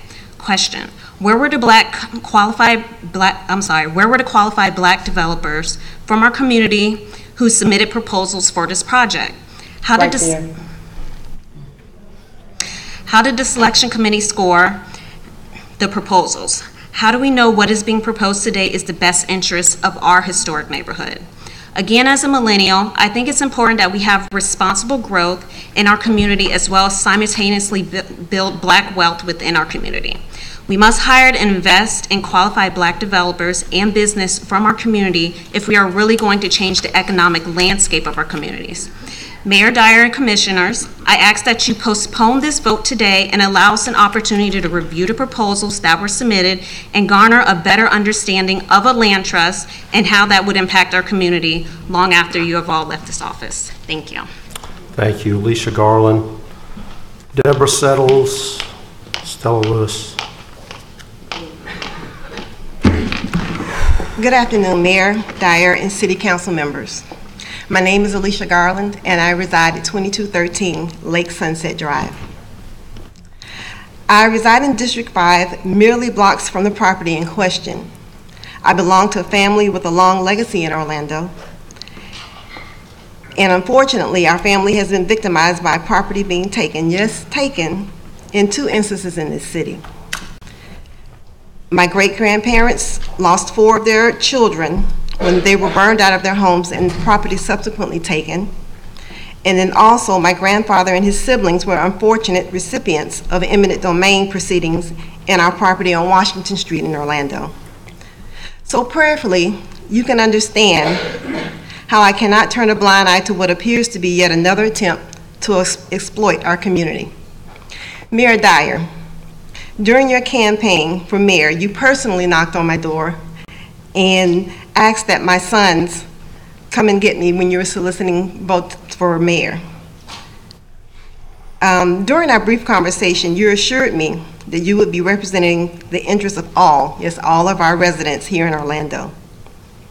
Well, sir, you, along with these honorable commissioners, have indeed been elected to assure that our interests and our land, yes, as residents and taxpayers, we do have a vested interest in the city-owned land that you are the administrators of. And so being, we are asking that you not sell the land without our notice and input in a manner that would be detrimental to our community. While we appreciate and encourage beautification and redevelopment of our neighborhood, we are in strong opposition to the land trust because it denies the growth of soul and complete, meaning both land and dwelling, which encourages independent ownership, the way that already exists in our community. There are other programs that assist in qualifying for complete land home ownership. I respectfully request that a workshop or community meeting be held with the residents of our community prior to you making your decision and placing the matter up for vote. Thank you. Thank you. Deborah Settles, Stella Lewis, Rich Black. Good afternoon. My name is Debbie Richardson Settles, and I reside at 2132 Piedmont Street, Orlando, Florida, 32805. And my family has owned property in the Bunch Manor, Orlando, Clear Lake Cove community since 1962. My father fought for equality and fair housing for the city of Orlando for 27 years with the Human Relations Department, and it's so befitting that I'm here today with questions about the proposed land sale on Orange Center Boulevard on the south side, west of Tampa, to a community land trust. I know that the land trust selling points are affordable housing and ownership. My question to the council and to the CLT is what else is in place to sustain affordability and gentrification-induced displacement? For example, can a CLT protect properties in our communities if reassessed at higher prices, which leads to higher taxes? The neighborhood continues to experience buyers and sellers. There are also investors like buzzards who are seeking to purchase properties within the community and District 6. I'm referring to Washington Shores area. We're also receiving calls and letters consistently like never before asking if we want to sell our homes. These types of practices, in my opinion, will continue to limit affordable living in our communities despite the proposed land trust. Who would be responsible for paying taxes, the trust or leasee? These are questions that I have. If the leasee, as property values are reassessed throughout the community, how would this affect their stability? If it's the trust paying the taxes, what will be their responsibility to the increase, or will they be exempt? If no exemption, how would affordability be maintained within the community? If taxes are not assessed on the land developed by the trust, does this reduce services in our community, such as visibility from OPD, which is already limited? And finally, stability never stays the same for people of color, as this city and municipalities throughout the country has skillfully formulated ways of displacing us from our communities. While intact, we thrive economically with various businesses. We're now at a point of change again, and while we embrace it, homeowners that have established this community and made it what it is also want economic empowerment moving forward. We do not want a plethora of outside entities coming into our neighborhoods and taking their wealth back to their communities. We want to be given the opportunity to own some shops and stores along with the financial assistance if necessary that has been afforded to others to complete their projects in our community. And the question remains, how long will affordability be contained for our communities despite efforts to convince us that a CLT will aid us in this effort? Thank you. Thank you. Stella Lewis, Rich Black, Macy Meissen.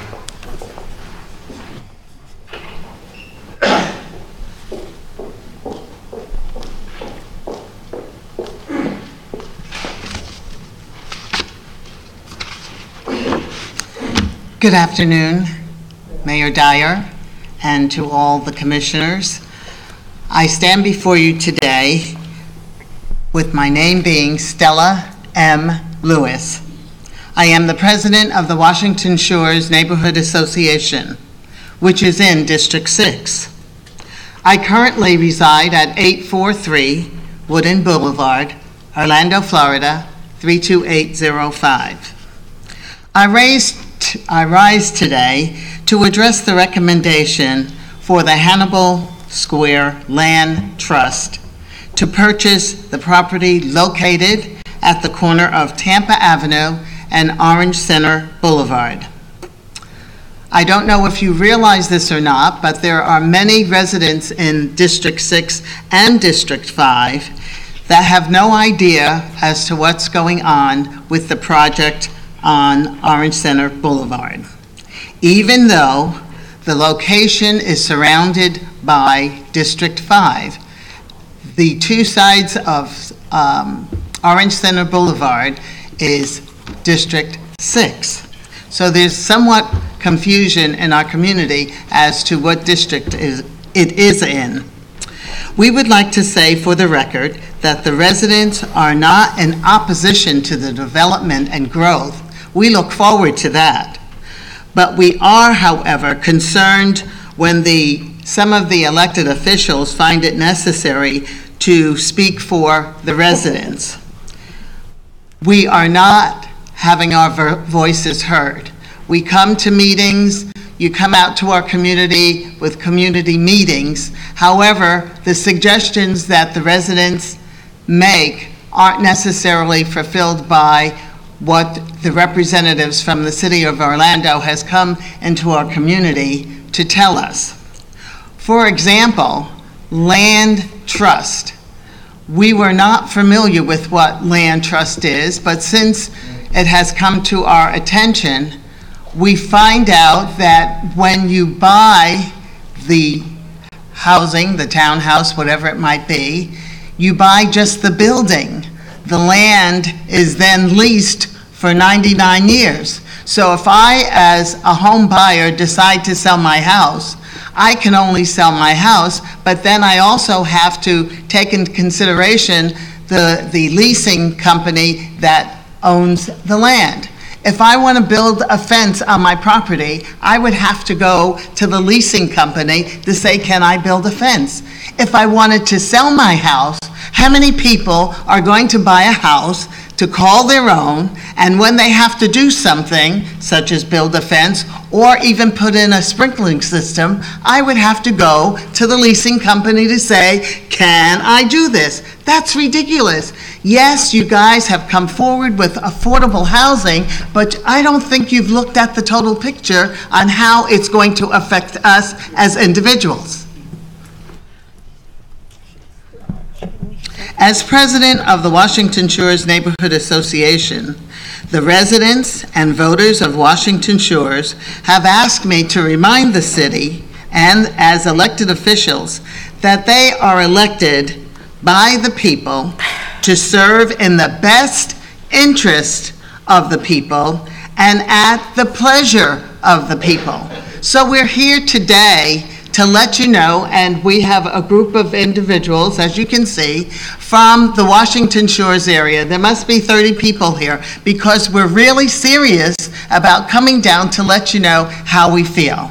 We want the growth. We want the affordable housings. We in Orlando are at the bottom of the scale as it relates to affordable housing. So yes, we want affordable housing.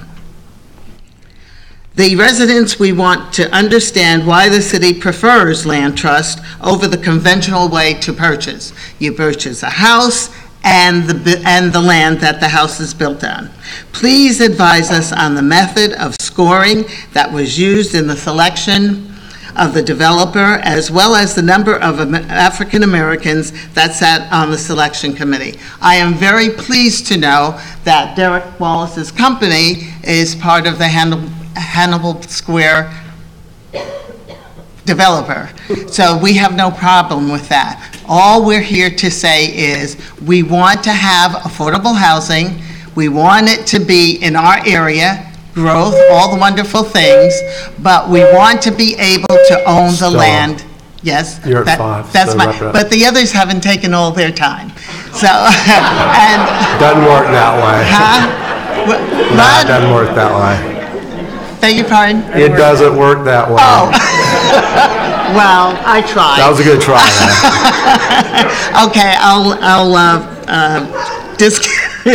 discontinue my speech. And I just want to say, in closing, that there is an African proverb that says, "What you do for me without me, you do against me."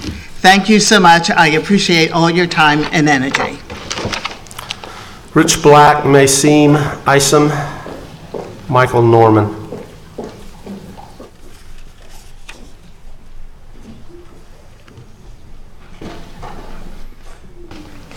Good afternoon, Mayor, Commissioners. I'm Rich Black. I reside at 2201 Lake Sunset Drive, Orlando, Florida. I rise today to speak to you on behalf of our constituents in Lake Sunset, Loyola Terrace area. They're very concerned about the mindset of owning a portion of your land if you're talking about taking people out of poverty. I know that we have plans put together with the city with first down home buyers, funding and things of that nature. And their concern is if you have a home and you don't own the home, once you get ready to move, you lose some of this equity, which is your investment. They've also said to me is that, Rich Black, we have a problem in Orlando because we have cousins and families who are about to be displaced. If we're building in the area where these people are about to be displaced, have we thought about smart density in building, or will these people be moved to Winter Garden, Eustis, or Tangelo? So we're really concerned about where we're going and the decision that we're making. Before I did speak with the commissioner, and I used this your term, Mayor Dyer, when you said most times the commissioner and I, we normally agree. Most times the commissioner and I, we normally agree. But as of about 2 weeks ago, as Patty Sheehan said, we have a crisis now. And the crisis is that people are about to be displaced. And we need to make sure as we move forward that we're building smart density to accommodate that. The townhomes are fun. I looked up on what she had, and she says that Hanover Square had 58 townhomes. Is that correct? 30 townhomes? What was that was on the screen for the, okay. 58 and 28 rental units? Sit down and come back when your number's right, Rich. Okay. All right. And Sealy had 95 townhomes and 85 rentals. Is that correct? How many did Sealy have? They had about 10, I think it was. 10 townhomes. 10 townhomes, and I didn't see it on the screen. And they needed $3 million. Okay. Even with the $3 million, I know that when we work with Lyft, we accommodated them. We are in a crisis, and I think that we have to rethink how we're moving forward. Housing is very important, and those people are about to be displaced in that community. We would hate for them to have to leave from the community. If we have the housing, I think we could accommodate them. Okay. Can you do me a favor? Will you please go over to Orlando Housing Authority with that same passion? Because the city of Orlando isn't displacing anyone. No, we're not saying, we're not. They need to make sure I know with their Vivian Bryant displacement, very they put well. affordable housing. I know in place. Vivian Bryant very Thank well. you. And All right. I'm saying, as I said to you, I said we have a crisis when you're looking at all of these housing developments. These people are about to be displaced. I am told, and even as a landowner and one who owns rental properties, these vouchers are not going to be accepted at many of these places. I've also researched and checked with banks. They said it's easier to get a car than to get a house. It's easier to get rental property than it is to qualify for a home. So if you're going to place them somewhere, the best place to place them is probably in an apartment. So although I did agree initially, Commissioner, when we started this conversation, home ownership is the way. Well, you led the home ownership drive. I did. But 2 weeks ago, as it blindsided you, it blindsided all of us, that there is a problem now with housing, and we need to be able to accommodate that as we move forward. Maycine Isom coming. And then Michael Norman, Shirley Bradley. Good afternoon, Mayor Dyer, Commissioners. My name is Maycine Isom. I reside at 912 Whitten Boulevard, Orlando, Florida, District 6. I reside in Orlando as a resident for 75 years and currently reside in the historical Washington Shores community. I thought we would have an opportunity to discuss some of our concerns at the workshop today, but it is apparent that it isn't happening. I am concerned as the sale of the land located at the corner of Tampa Avenue and Orange Center to Hannibal Square Land Trust. While I am not in the position to, I'm not in opposition of growth in our community, I'm concerned when things are done without our input or knowledge. While many says that there were community meetings concerning this project, I have not heard any in the community speak of a land trust component tied to this potential sale. I want you to know people call me and give me information about what's going on, so that's why I said I hadn't heard anything. I have been advised through communication with the city that all proposals that were submitted had a land trust component tied to them. I have since discovered that this is not true. I have also discovered that while we are a city of diversity, all 6 staff members who served on this selection committee over an historical black neighborhood were non-African Americans. This concerns me as I feel our community interest was not fully incorporated in the decision making. The driving force to take this vote is money. I am told Hannibal Square has the money to pay for the land. Is this to say that other proposals did not have funding toward the purchase of the land? I have not heard from anyone as it relates to a long and short-term impact on this decision on our community schools. I have heard just today that Derek Wallace has the contract. I don't know if any of you all have heard about Jones High School. It's falling apart. Derek Wallace had that contract. I quote my representative, Cat Gort, that school might have to be torn down because of the poor condition it's in. I voted for you for the years that I believe you are concerned about the things that affect me and my community. I want to leave today to feel that we have not been tricked or deceived by the long-term support of you and your relationship. I ask on behalf of my neighbors and that this vote be postponed until our community have a better understanding of the project and review all proposals as it relates to the scoring and selection of developers. The other thing I have to say that comes from my heart today, I was in 6th grade at Holden Street. They said we will all be on the other side of OBT. And that's where we are today, except Pamo.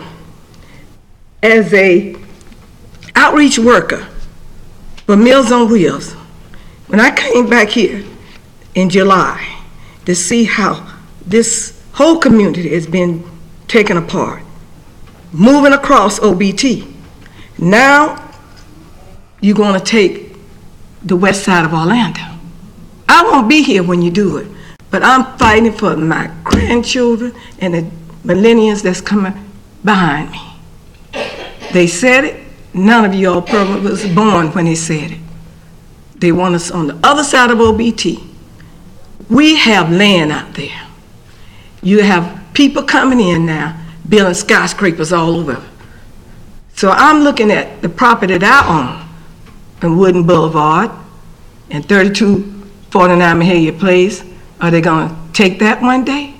Because you don't have people like me who have the love for my community.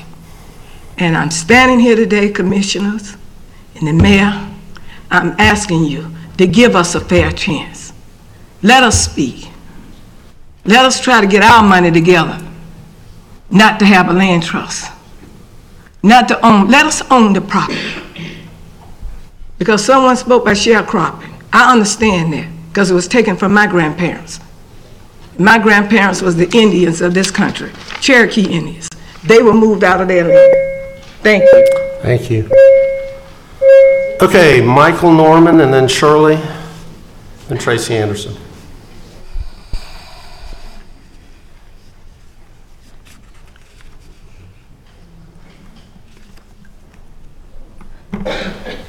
Good afternoon, Council, Mayor. At the risk of becoming and being redundant, I just rise at this moment as a new pastor in the Orlando area. I do reside in the city of Apopka, but our pastor and my work is in the city of Orlando, where a lot of our parishioners are members of District 5 and 6, and of course, the greater Orlando area.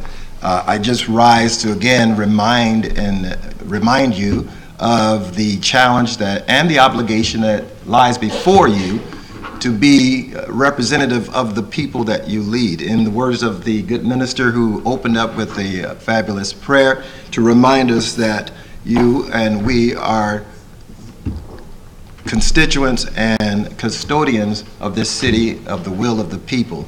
I want to remind you and encourage you to continue to hear the voices of your people. Thank you. Thank you. Shirley?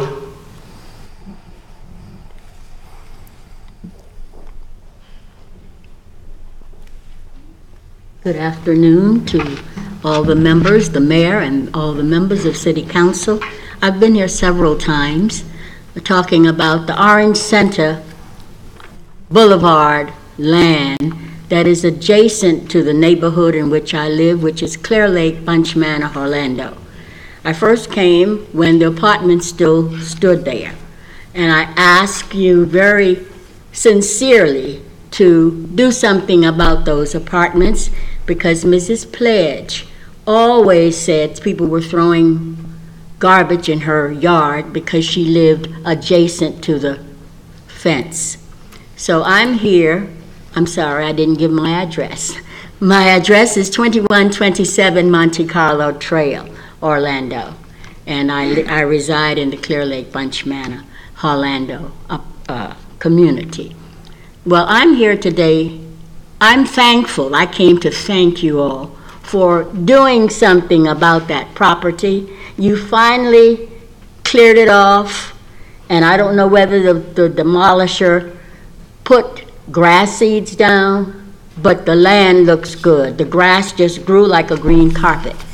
I like that. Thank you, Shirley. I thought that was a positive thing for the neighborhood. That's the first person I've heard say that the whole time. I don't know, and when he demolished the land, he didn't make a lot of smoke. That's right. He didn't make a lot of dust. He just did what he needed to do. He wet the property down, and the neighbors didn't complain. I asked my neighbors who live right adjacent to the demolition area, did they have any problems? They said no. Just one day we had a lot of dust flying. So I'm not here to knock the land developer or whoever is going to build the new structures. I'm just thankful that Mrs. Pledge can now rest in peace, that something is going to be done, and I hope that you put the wall between the residents. I don't know if it's going to be a wall, because I hate the word wall anymore since we're hearing so much about a wall. But the whatever the structure, I'm going to call it a structure, between the houses on Gore Street and the development that you're going to put on Orange Center Boulevard. I hope that you will put some decent houses, because I did attend those meetings in July and the one in August. And we recommended from those meetings that we have home ownership. I heard houses, and I heard the garage is going to be in the back of the townhouses so that people can enter and leave in an appropriate manner. I like that. We talked about having commercial development. I like that. And I think the people who were at the meeting, those were the suggestions. And I thank the city for incorporating them with whoever the developer will be, whether it be Hannibal Square, or whoever you vote on. But I'd like to thank you very deeply from the bottom of my heart that now Mrs. Pledge is going to be happy. And you do something, and I heard her grandson still lives in her home, and we need the land and the homes and the apartments and whatever you decide to put there. And use our suggestions from all these people that have spoken before me to do the right thing by all of us, because our time is limited here, but our home is our biggest possession that we will ever have. So thank you very much. And that's all I have to say. And I was very, oh, one more thing. I was very glad when I saw in the paper Friday, I brought the article, that you are going to pursue doing something positive for that piece of property. Thank you. Thank you. Tracy Anderson, Cynthia Harris, Luana Gelzer. Good afternoon. I'm speaking on behalf of Cynthia Harris, although I do echo her sentiments. I, Cynthia Harris, currently serve as the president of the Greater Malibu Groves Neighborhood Association, and I am opposed to this land trust agreement. Gentrification and displacement seems to be an ongoing theme for the city of Orlando. As a result, this council has been instrumental in displacing predominantly African American historic community in Paramore, reducing opportunities for wealth creation and accumulation among thousands of middle and lower class people, threatening the black community's political representation in city government, as well as its social, cultural, and economic capital.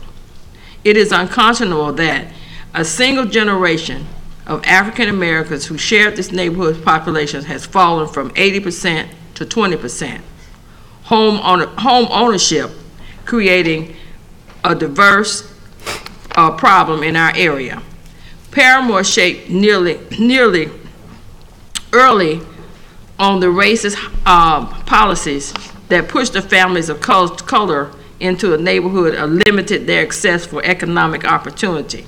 However, African American members of the community responded by building powerful businesses and institutions. Now those buildings and institutions have been historically destroyed by this council, forcing out residents with surging rents, taxes, eroding a sense of community in this district. We know that where we live determines how we live. Location is a strong deterrent for social, physical, and economic well-being than any other metric. Now the council has extended its reach to the African American communities outside Paramore. Once again, this council continues to execute detrimental erosion in the African American communities by placing such things as homeless shelters and other entities that have no value to our community. This is a callous and most malicious act that this council has done to silence and suppress the African American communities within the confines of the city of Orlando. Owning land is a reliable way to grow long-term wealth.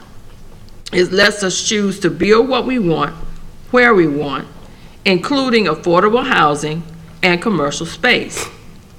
Owning increases access to tax saving and equity that can be transferred to future generations.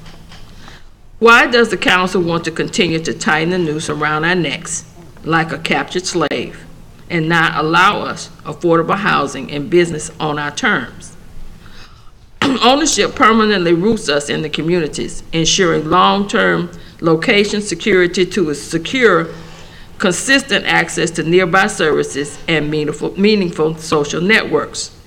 Plus, communities of owners take better care of their properties and public spaces like schools and parks.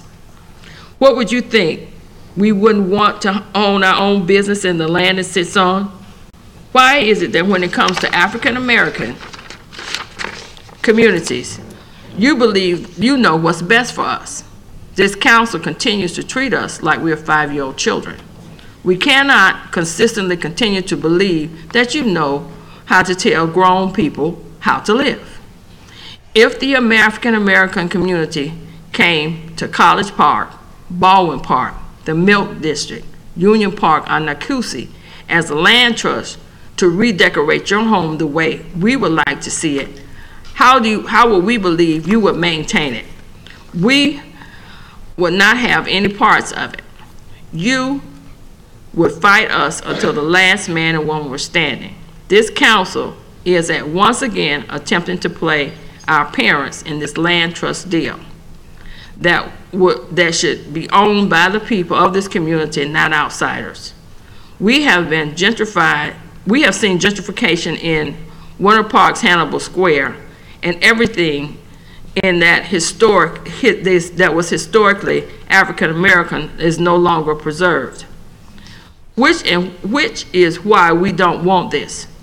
We have to watch our council destroy everything that reflects our rich history, even that in Paramore, visually erasing us from the history books. Now you want to take the only thing that we have. Sorry about that. So wrap it up if you will. Okay, well, I'm going to finish it this way. It's important that we have a say of what goes on in our community, and I don't believe that the people that you are putting in place to do these things have our interests at heart. We would like a better opportunity. We want to know what's going on. We want to be able to express ourselves and shape what our futures look like, because we're trying to leave something for our children too. Lawana Gelzer.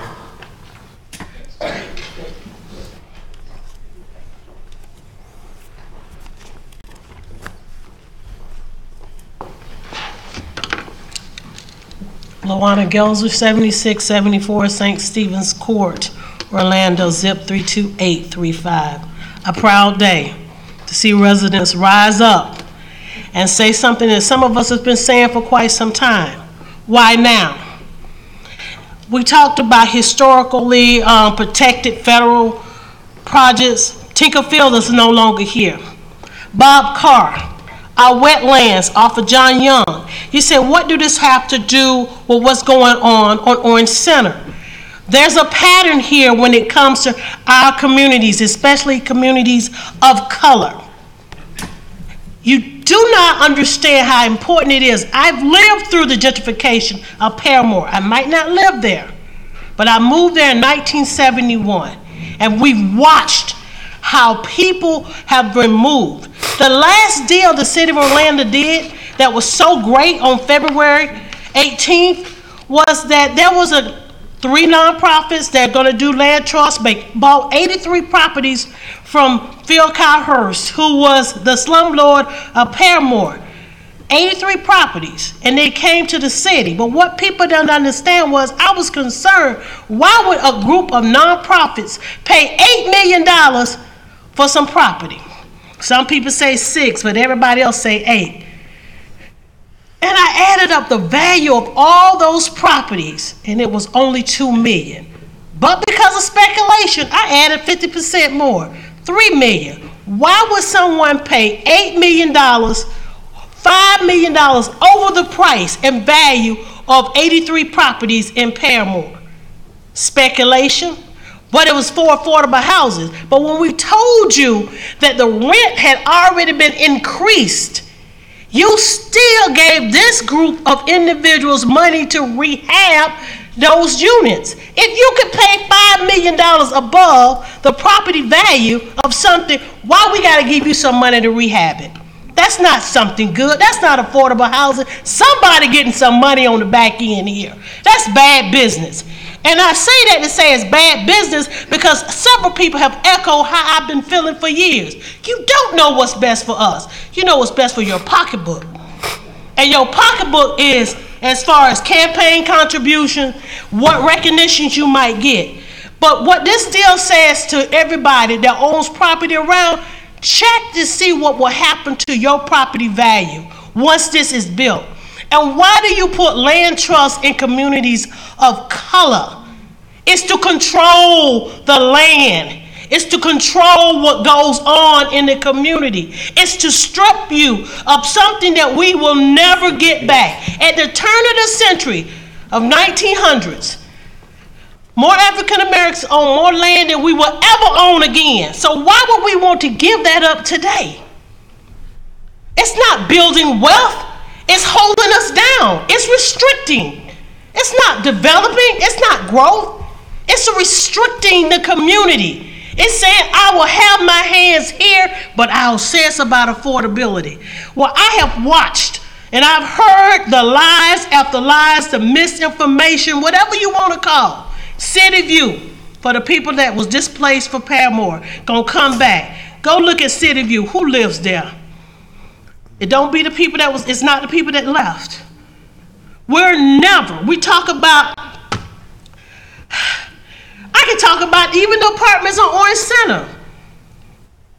Lift Orlando. What I was upset about returning from Selma 50th anniversary was they bought the property from the federal government, HUD, and with a non-bidding contract sold it directly to Lyft. That's not good business. You didn't give anybody else an opportunity to do anything. So once again, I sat in on that meeting, and I don't have a problem with growth. I have a problem with misinformation and exploitation of a community. And if you strip them of the ownership of the land, you're restricting them to not being able to gain wealth. Housing, ownership, that's building wealth. How much more we need to give this city council? How much more? Or what are you getting on the back end? Because I can go on list after list of things that you've done in the best interest of affordable housing. But I'm following the dollars, and the dollars is saying something else. What are you getting in return? Okay, wrap it up. What are you getting in return? Thank you. Okay, I heard a lot of information, and it's pretty clear to me that a lot of people do have a lot of misinformation. We went into this thinking we're doing some pretty good stuff here, eradicating the blight that was there over the last couple times. Shirley's the only one that appreciates that, I see. And we did community meetings to try to get the community's input on, do we want to have all apartments? Do we want to have home ownership? As I understand the meetings, and Commissioner Hill, you were there for those meetings, and as Brooke laid out, that it was the desire of the community that we have infill development that had affordable housing models that weren't all the same, that were some apartments, but there was also an increase in home ownership opportunities. And I've heard a lot of discussion about gentrification and affordability. If we do market rate housing, and we're going to do some market rate housing, that's what leads actually to gentrification. Land trust, and I'm sorry maybe we haven't conveyed enough information on what land trusts actually are, but it's a mechanism, a means to make homes more affordable. And it's also a mechanism that allows somebody, let's say the market rate value of a home with the land would be, say, $150,000, and the land is $50,000. They can buy that home for $100,000, and there's some criteria on what they can then sell it for, but they accrue home ownership instead of just paying rent, and in some cases, they can buy that home for cheaper than they can pay rent for a similar size apartment. So it's a great deal. It is true ownership. It's no different, quite honestly, than buying a condominium where you don't own the land under the condominium. So we went into this trying to hit those goals, some single-family housing that's also affordable, that doesn't lead to gentrification, that also has some apartments. And the retail. Rich, your argument's adverse to that. You want all apartments, right? Well, the land's only so big, so we can only do so much for this particular piece. And I can tell you that we are well-intended here. Maybe we need to get more information out about exactly what a land trust does, but it's not an evil tool. You actually have land ownership, but it makes it more affordable, and it keeps it affordable, more importantly. So when you're talking about gentrification and housing prices going up, the land trust is one of the mechanisms where you stop that and can keep it affordable, but yet let somebody own their home and get value in that home. So Commissioner Hill, I'll take your thoughts on it. Yes, sir. I totally agree, Mayor. First of all, I hear everyone's concern, and it sounds as if the concern truly at the bottom is about land trust. And I totally agree with the mayor that maybe as we move forward, that we just need to communicate what land trusts are. I do know for a fact I have been very, very involved, one with, even though Orange Center lies in District 6, what surrounds it is District 5. And even before the first brick was laid at Pandanus, it has been under the direction of the residents of Bunch Manor, Clear Lake, Sunset, Lake Luau, and Rock Lake, that whole West Lakes entity, and the West Lakes Partnership. And I apologize, I know for, and I can only speak for my constituencies, not trying to speak for anyone else community, but I have been at every meeting. I have made sure that I have communicated with my constituents, and I have followed the lead. This is not a Regina Hill show. The residents, including Rich Black, until he woke up 2 weeks ago, and had a change of heart or mind.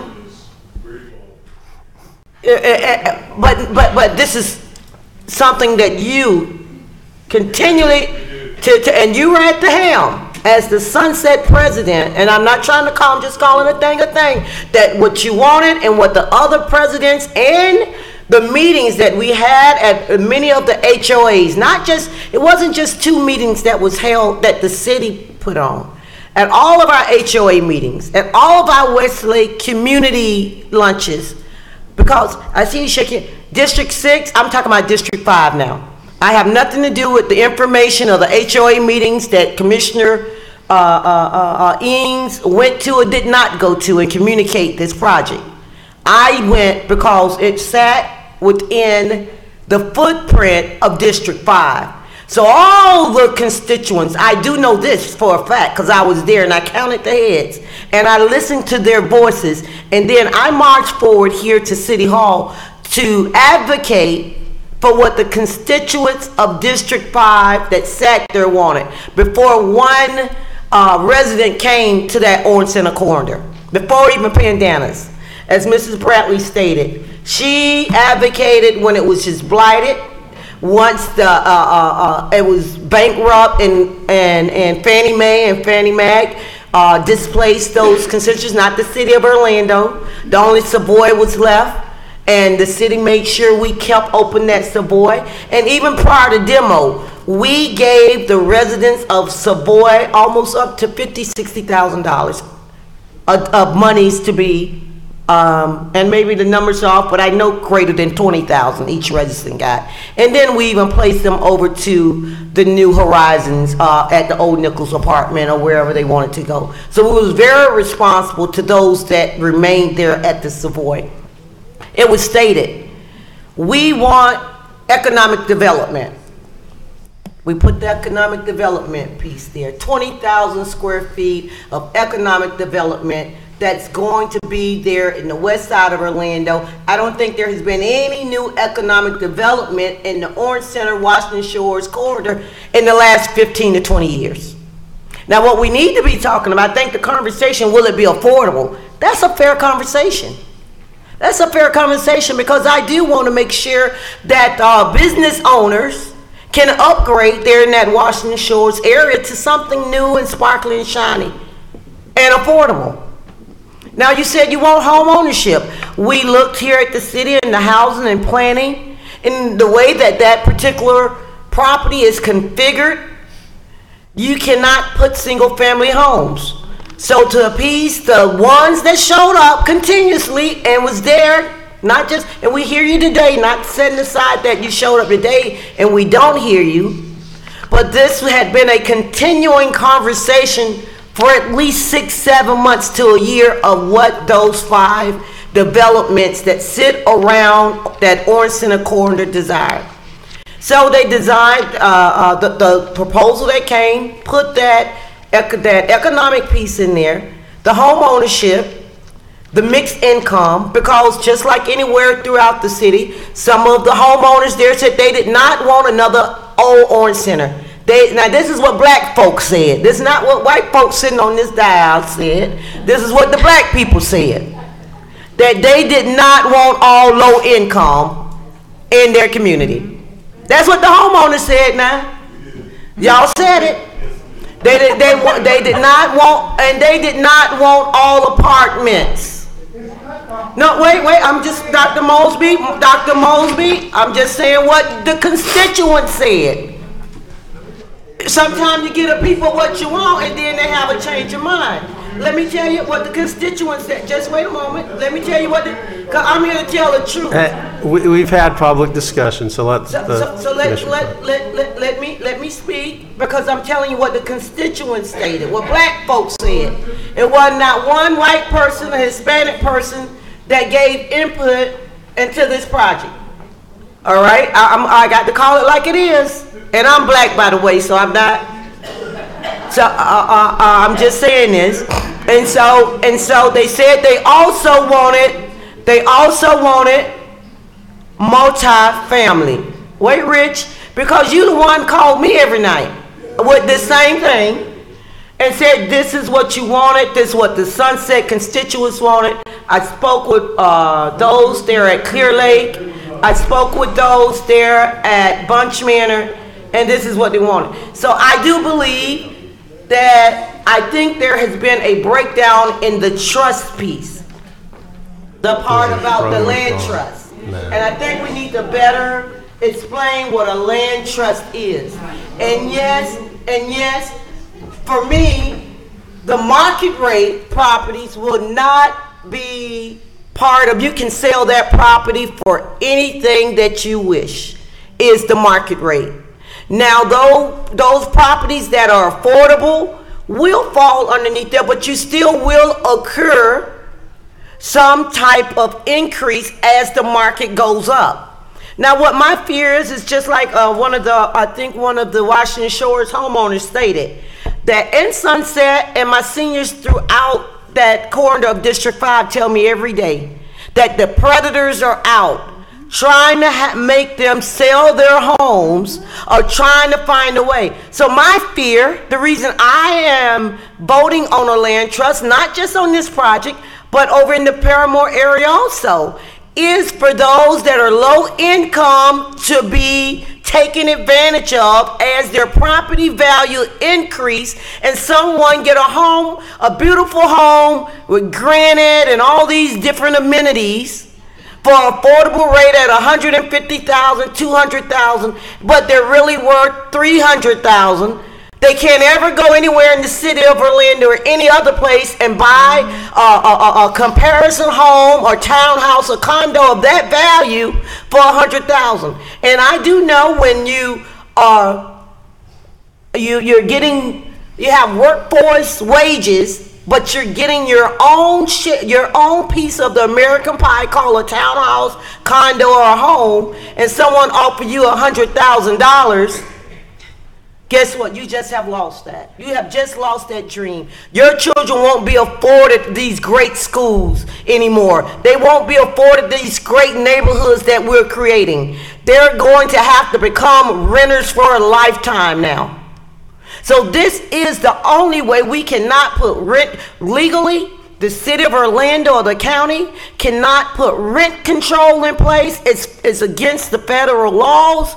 So this is a true way, the only way we can truly circumvent gentrification. This is the only way, and this isn't all of them. This is just the affordable pieces. For those that can be preyed on and victimized, this is something to protect those folks. Folks like myself that possibly couldn't go out and afford a $300,000-$400,000 home in Paramore or in the West Lakes area, because right now in Rock Lake, 5 years ago when I first came, you could purchase a home over in Rock Lake in Spring Lake for $80,000, $90,000. Right now, they're selling at $250,000. Right now, even if you purchase Mrs. Clara Walters that Commissioner Ings mentioned earlier, me and her were in a conversation here about 2 weeks ago. She came to my office and she said, Commissioner, my house is worth now $425,000, and that is in Rock Lake. Okay? So if we sell an affordable house to someone, but that's because she owned the home. But guess what?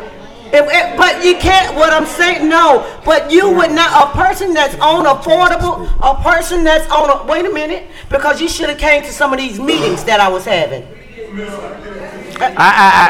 Commissioner, I think. Wait, Commissioner, I think we're in debate at this point. Yeah. Why don't you go ahead and offer a motion so that it's proper? I'm gonna. Okay. You'll be in debate. You're coming next, I'm gonna let Commissioner speak. It's his district. Yeah. And he can make that motion, but I am in support of this because the large base of my constituencies are in support of this project. Commissioner Ings. Thank you, Mayor. Also, excuse me for one moment, Mayor. I got to say this.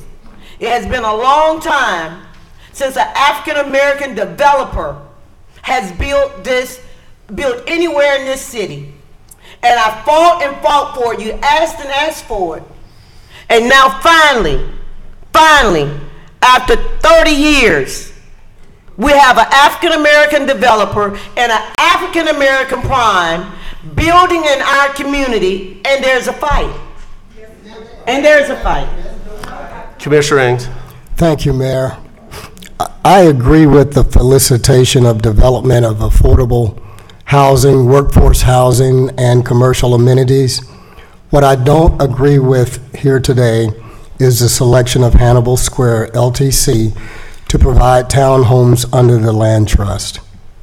I would say this, since the issue was brought up, that for 15 years there have been no new development in the Washington Shores area.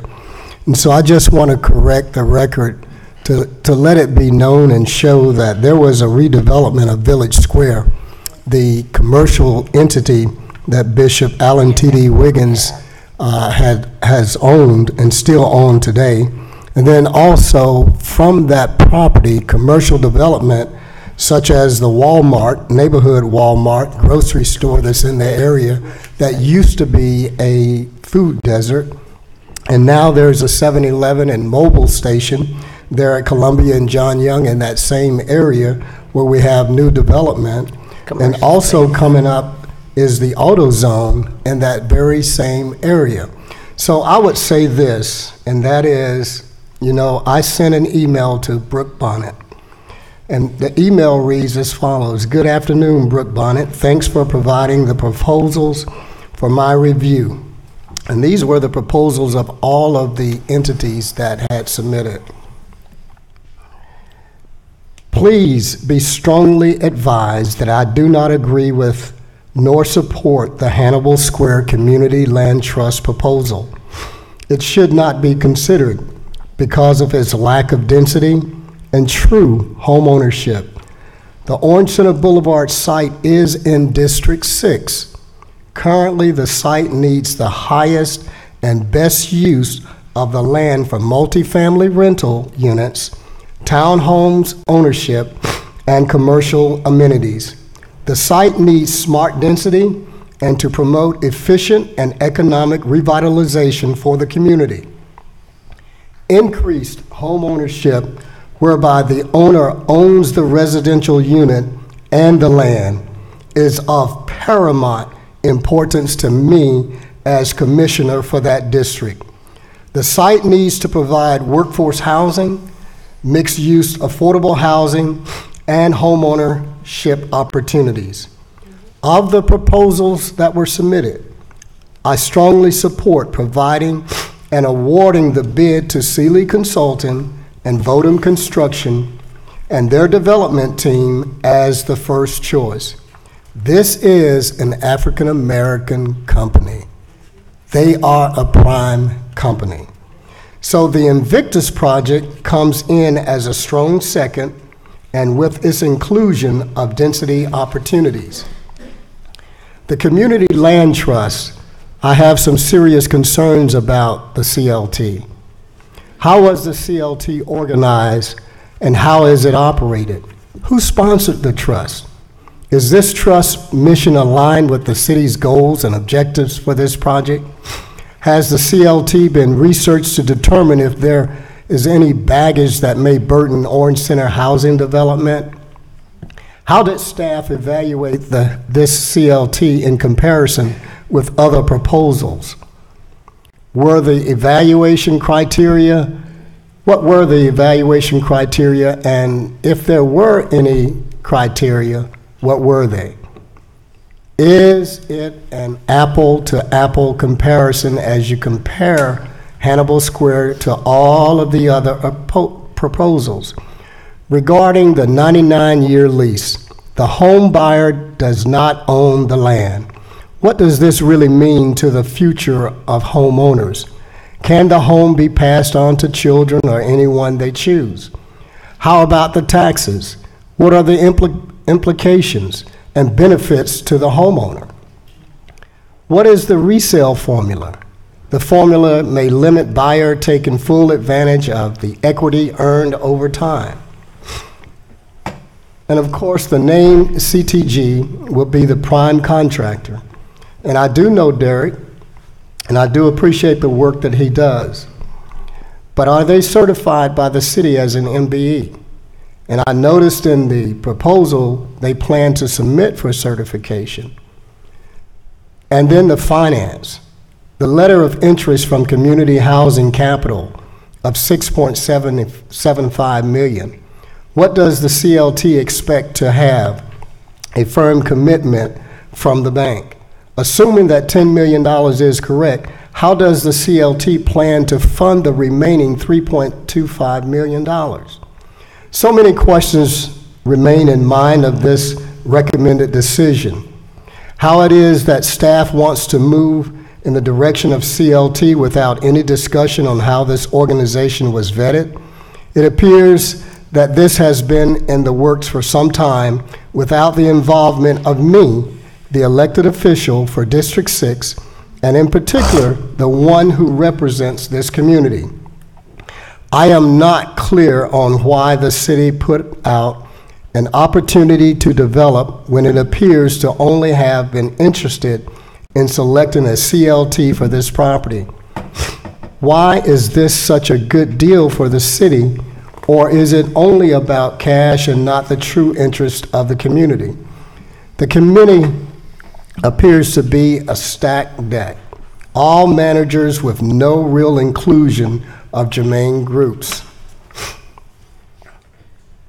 So, why would I want to offer someone a proposal that I would not want for myself? I own my home and the land that it sits on. So why would I want to create a housing process that will be less for others that I would not want for myself? The constituents have clearly said that this is not what they want, so why are we disregarding and totally ignoring them for a proposal presented by a company that has not even provided actual renderings of the homes, only photographs of other projects, and not architectural drawings were submitted in their proposal.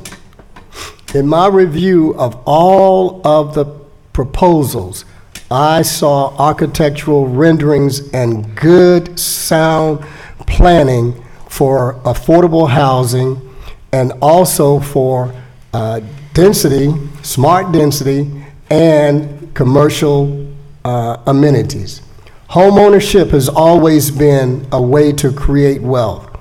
Homes have been passed down generations, giving all an opportunity to enjoy home ownership and sustain wealth.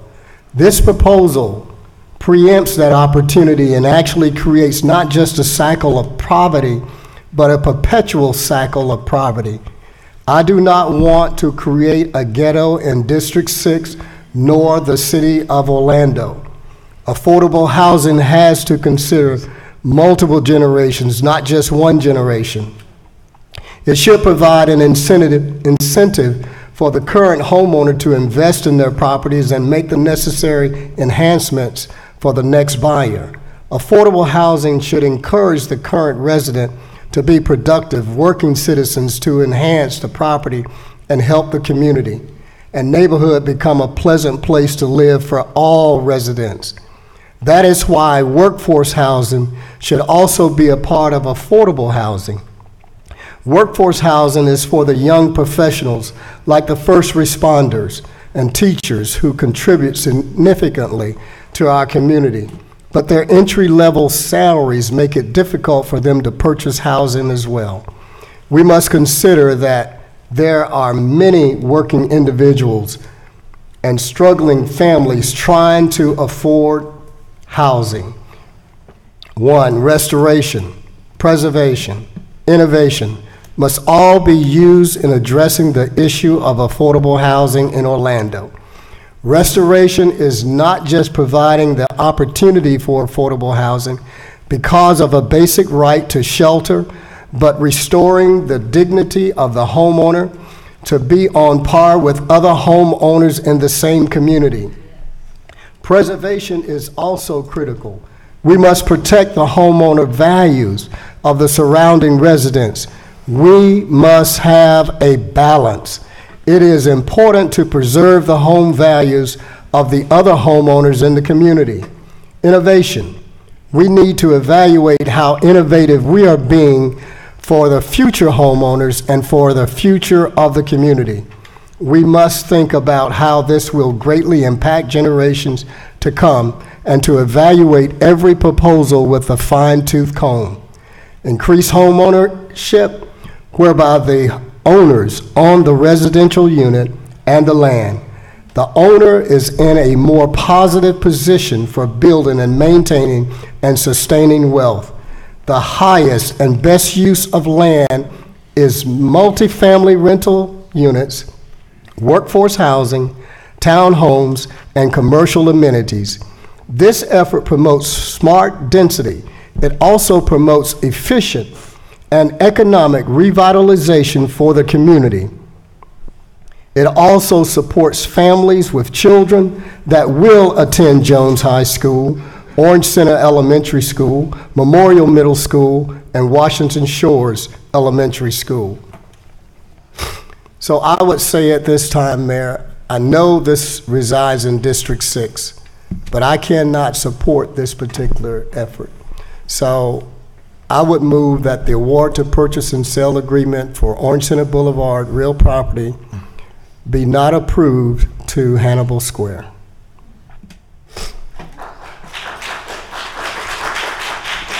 Is there a second? Dies for lack of a second. Commissioner Hill, you have a motion? I think Commissioner Sheehan had it. She can go in debate. Okay. Let's just get it. Well, I make a motion to, and I hear the folks that's in here, but the larger voices have stated that they wanted retail, commercial retail, that space, not single economic development. They also wanted mixed income housing, multifamily housing, along with ownership. Those pieces are in there.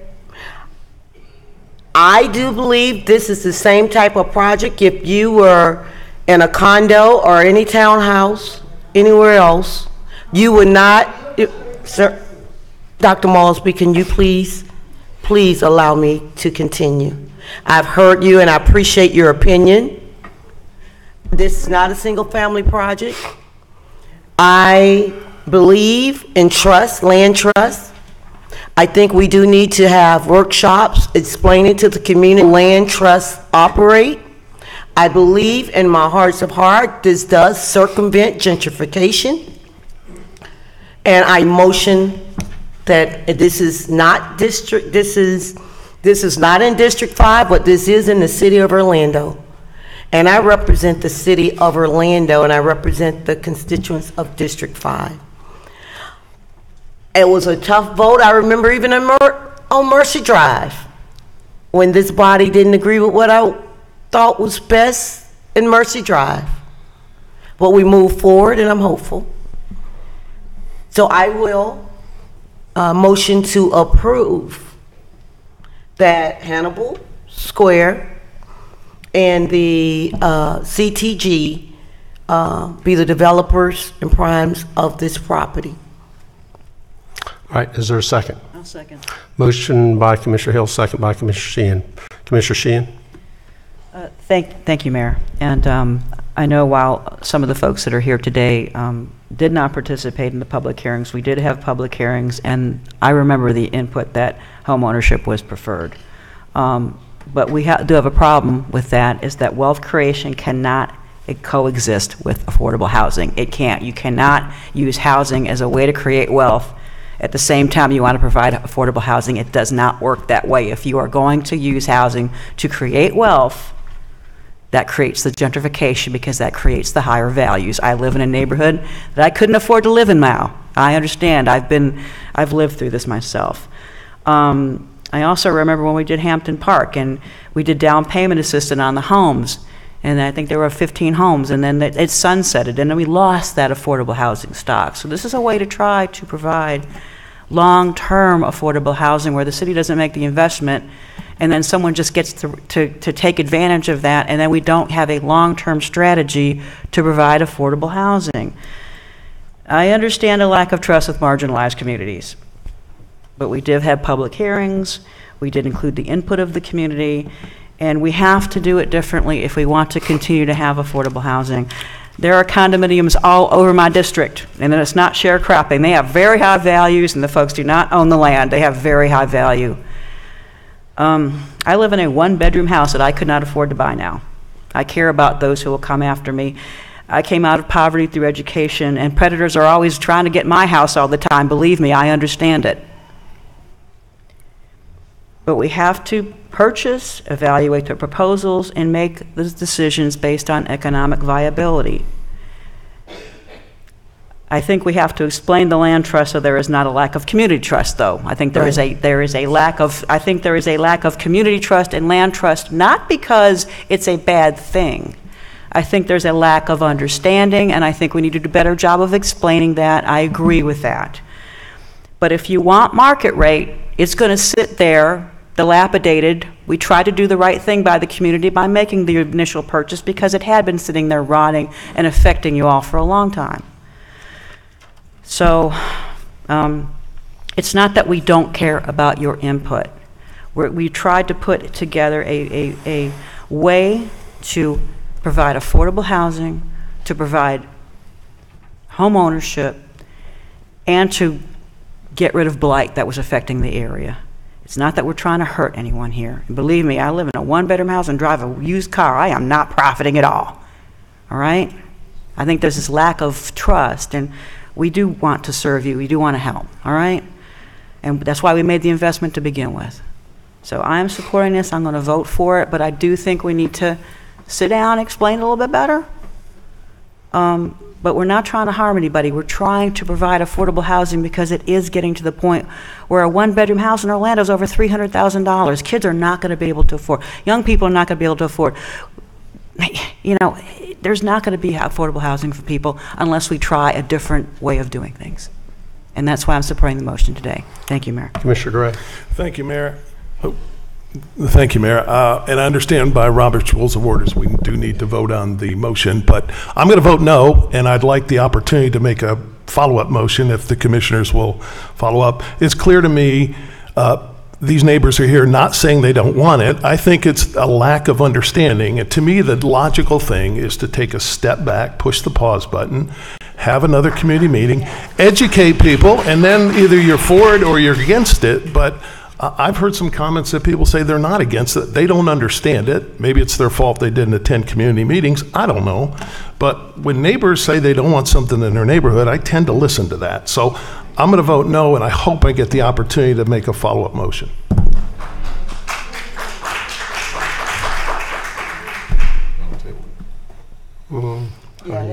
Mayor, can we just table it until maybe a council after this where we do a workshop in the community about it?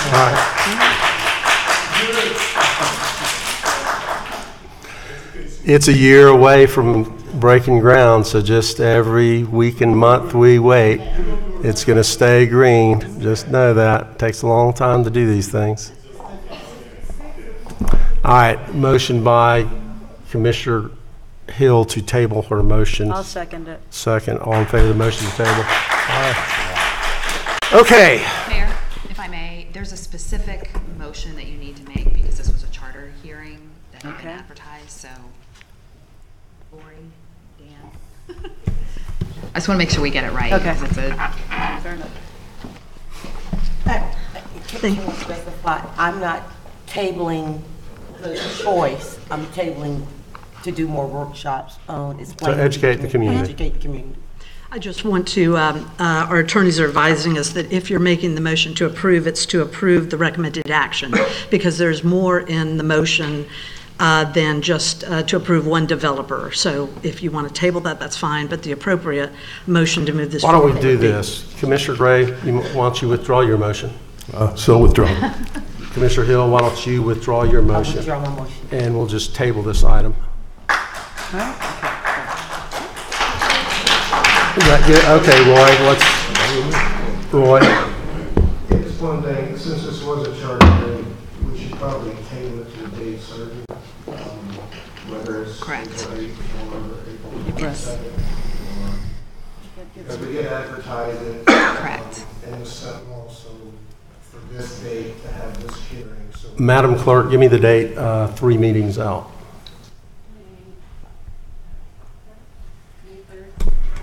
Okay. are you sure that's right? Hold on one second. You want a motion to table? A second, maybe.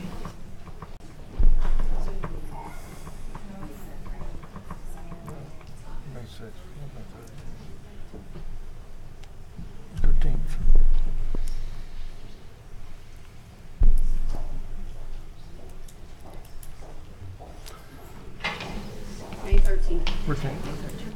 Okay, do we need to do it by motion, or can I just say without objection? No, I think without objection. Okay, if there's no objection, we'll table this to May the 13th. Amen. May 13th, so that gives you 3 meetings. We're not speeding it along, so I'm going to ask for good faith in learning what a land trust actually is and why it's an appropriate tool, because quite honestly, if you took all the arguments that were made today, you argued against each other in a whole lot of respects, because some people were arguing for more affordable housing and placing people that were displaced in housing. Some people were arguing for market rate housing, which actually leads to gentrification. And in good faith, what we're trying to do is provide home ownership, but in a manner that it's protected and affordable to the people that I think you actually want to live in that housing and not land speculators.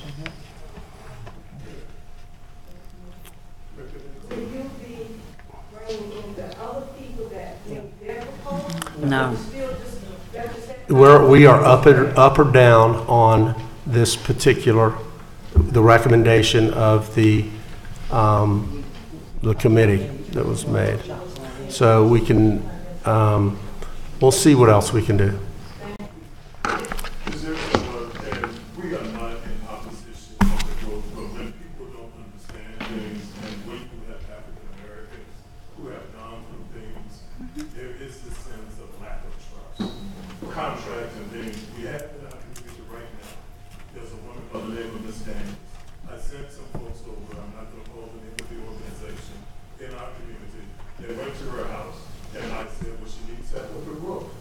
They went to her house, and I finally found out with the lady crying on the phone. She said, Mrs. Black, the people just came here, said they have to buy my house in order for them to help. And this is a person. But I took care of that, Rich. I took care of that. In that instance, we will figure out the best way to educate everybody on what we're trying to do here. And let's not, it's not actually growth, it's redevelopment.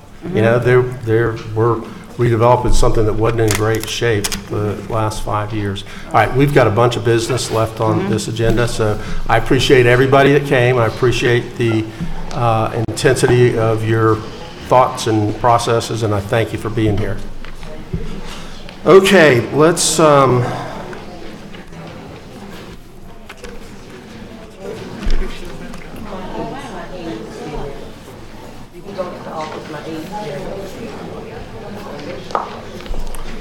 Okay, well, let's run through these ordinances real quick because we have an appeal to go as well.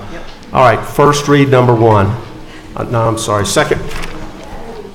Hearings ordinances, second read number 1. Ordinance 2019-10, an ordinance of the City Council of the City of Orlando, Florida, relating to parking and loading, amending Chapter 61, Orlando City Code, to update the minimum requirements for vehicular parking, landscaping for parking lots and parking garages, bicycle parking, and off-street loading, providing legislative findings and for severability, codification, correction of Scrivener's errors, and an effective date. Move to adopt. Motion by Commissioner Ings, second by Commissioner Stewart. Anyone from the public? Hearing none. Any comments from commissioners? Hearing none. All in favor of the motion indicate so by saying aye. Aye. Those opposed, motion carries. 2. Ordinance 2019-17, an ordinance of the City Council of the City of Orlando, Florida, rezoning certain land generally located north of West Robinson Street, south of West Livingston Street, east of State Lane, and west of North Orange Avenue, and comprised of 2.08 acres of land, more or less, from AC-3A with the traditional City Overlay District to Plan Development with the traditional City Overlay District, providing a development plan and special land development regulations of the Plan Development District, providing for severability, correction of Scrivener's errors, permanent disclaimer, and effective date. So moved. Second. Motion by Commissioner Hill, second by Commissioner Sheehan. I have a appearance request on this ordinance. Chantilly Bennett.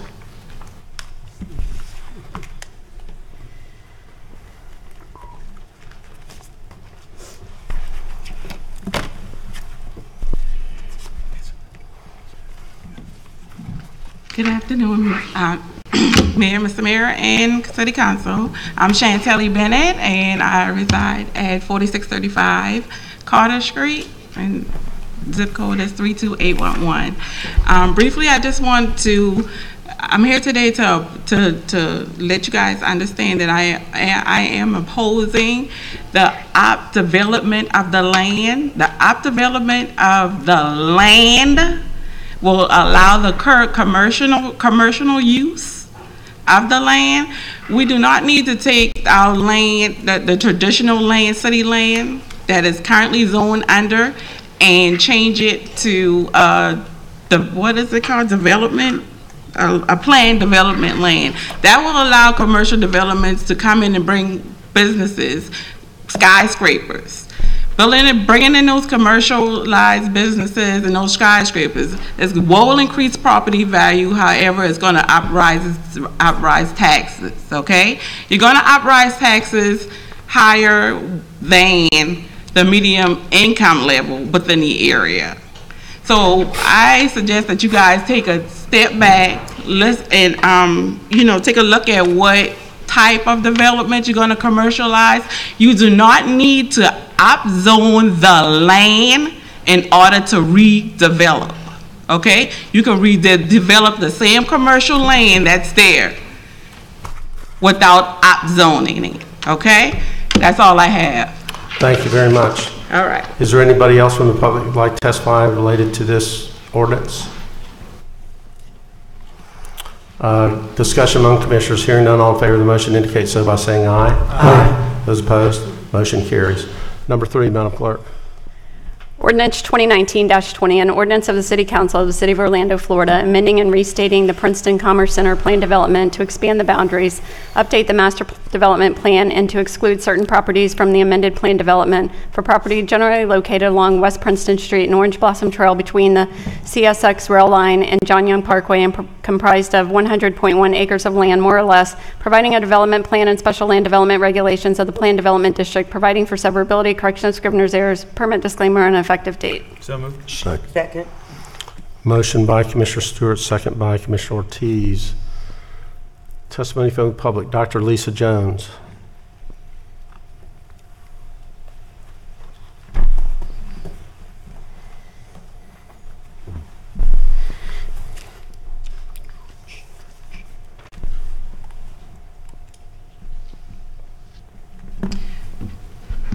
Good afternoon. I am Dr. Lisa Jones, address box 3772, Orlando, Florida, 32802. So looking at this, as I was looking at the plans that they have, I want to state First of all, I have no opposition to the packing district itself. I think it's great that you're using land that had already been concreted over many, many years ago. You're repurposing the land. I think that's great. I do have an opposition on this ordinance in that I see that it's going to change the zoning of part of the Wekiva headwaters, which you all want to make into a park, concreted over, make into a park. And so I would like you to consider, instead of rezoning that for planned development, instead rezone it to conservation and restore the last remaining Wekiva forest and wetlands. As you all know, every river has to start somewhere. As you all already know, the headwaters of the Wekiva River and the Little Wekiva River start right on this 130 plus acres that you all want to turn into the Packing District Recreational Park / City Park. In order to, expanding the boundaries will destroy critically important Wekiva headwaters wetlands and wetland forests, sensitive and most vulnerable aquifer recharge area for the Wekiva Spring, and the Surficial and Floridan aquifer. These headwater wetlands are critically important to the water quality of the Wekiva River. They are, in fact, the primary tributary headwaters, so they are the primary determinant of water quality in the Wekiva River, according to a study that you all commissioned back in 2005. Rezoning this would destroy the Spring and Floridan aquifer rechargeability of these headwater wetlands of the Wekiva River and Little Wekiva River due to the loss of those wetlands. And this area has been designated by the state as a vulnerable and most vulnerable aquifer recharge area. We already are removing enough water from our aquifer due to the number of residents, sheer number of residents we have here in Central Florida. We need every single area, part of pervious area that we can get in order to keep getting a conduit for water to be returned to the aquifer. And these headwater wetlands and these wetland forests are a conduit for Wekiva Spring. In other words, what I'm saying is that the water that is there is draining into the aquifer. Not only is it feeding the Little Wekiva River, but it's also feeding Wekiva Spring. And if this is rezoned, even a portion, if any portion of this is destroyed, it's destroying federally and state protected wetlands. Also destroying the largest carbon reservoir in Orlando, which is currently protecting Mercy Drive and College Park from air pollution and from the increasing semi-truck traffic on John Young Parkway. Also, it would be destroying critically important essential habitat for endangered species, including the wood storks that have a rookery on Lake Lawn, just less than half a mile away, the bonneted bat, eastern indigo snakes, and the federally protected swallow-tailed kites, which will soon be, and the bald eagle. Fish populations also will be destroyed, and there are many people who rely upon those fish populations for feeding their families, and the Little Wekiva River that other people call Fairvilla Canal actually is a nursery for a number of fish that people rely upon for their food. And currently, that has been disrupted by federal FDOT, diverting the river, and also by the stormwater system of the Princeton Oaks Industrial Warehouse. City of Orlando is the only local government that is not following state statute and protecting the Wekiva River Basin. Altamont Springs, Seminole County, Orange County are all doing their part to protect these wetlands. City of Orlando is the only local government that is actively and knowingly destroying these very important headwaters of the Little Wekiva and Wekiva River. So I ask that you please walk your talk. Support your claim to the public that Orlando is a sustainable and green city. Protect the last urban Wekiva forest and wetlands in Orlando, because to do otherwise than to not rezone and to do something other than to rezone this as conservation is definitely not sustainable or environmentally friendly, and it essentially puts a black eye on the GreenWorks program that you all have. Let's see, I have 20 seconds. The other thing, the City of Orlando has already allowed 60 acres of these wetlands to be destroyed by C&L's Foundry Commercial's industrial warehouse. And again, we need every single bit of wetlands that we can get. Thank you. Thank you. Dr. Jones, are you planning on being here for the legislative appeal? The legislative appeal that you've noticed today?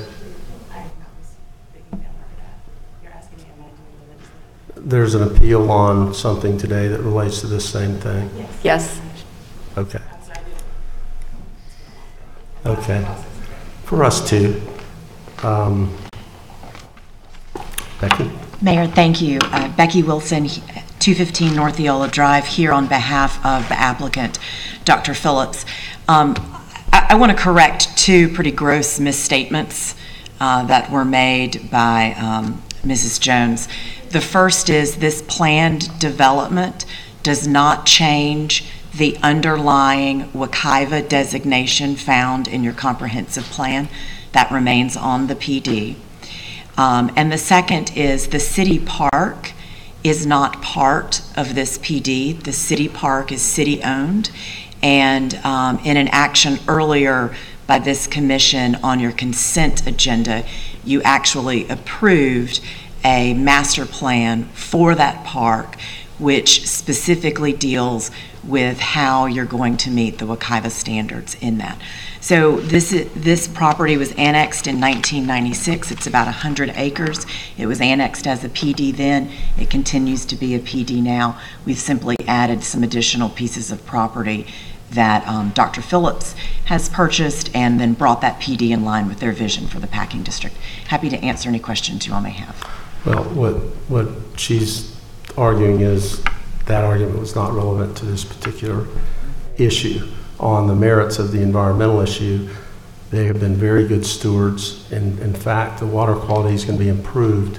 It's going to be released into the Wekiva, and I think the development of this project is actually going to be a substantial improvement for the fish that are downstream. And secondly, you can't move forward on any of this without a permit from the Water Management District and the Army Corps of Engineers, who have far more expertise in this than, quite honestly, the city government does related to that. Well, we look forward to having those arguments in a couple minutes. Yes. All right, further discussion? Hearing none, all in favor of the motion indicate so by saying aye. Aye. Those opposed, motion carries. Number 4. Ordinance 2019-22, an ordinance of the City Council of the City of Orlando, Florida, relating to traditional city design standards and activity center and mixed-use corridor districts, amending Chapter 58 and 62 Land Development Code to address setbacks for lots with multiple frontages, allow reductions in minimum floor to area ratio, and to consolidate portions of the traditional city design standards, providing legislative findings and for severability, codification, correction of scrivener's errors, and an effective date. Motion by Commissioner Ortiz, second by Commissioner Sheehan. Is there anyone from the public who would like to testify on this matter? Discussion among commissioners. Hearing none, all in favor of the motion indicate so by saying aye. Aye. Those opposed, and so the motion carries. All right. Ordinances on first reading, number 1. Ordinance 2019-23, an ordinance of the City Council of the City of Orlando, Florida, annexing to the corporate limits of the city certain land generally located south of Curry Ford Road, west of Conway Gardens Road, north of Edlin Drive, and east of Crocker Avenue, and comprised of .34 acres of land, more or less, and amending the city's boundary description, amending the city's adopted growth management plan to designate the property as residential low intensity on the city's official future land use maps, designating the property as the one-family residential district R-1 on the city's official zoning maps, providing for amendment of the city's official future land use and zoning maps, providing for severability, correction of scrivener's errors, permit disclaimer, and effective date. Move to approve. Second. Motion by Commissioner Gray, second by Commissioner Ortiz. Is there anyone from the public that would like to testify on this matter? Discussion among commissioners. Hearing none. All in favor of the motion indicate so by saying aye. Aye. Those opposed, motion carries. All right, we have one further item on our regular agenda, and that is an appeal of GMP 2018-10036. That's an appeal from a legislative recommendation made by the Municipal Planning Board to Council at its meeting on the 19th of February.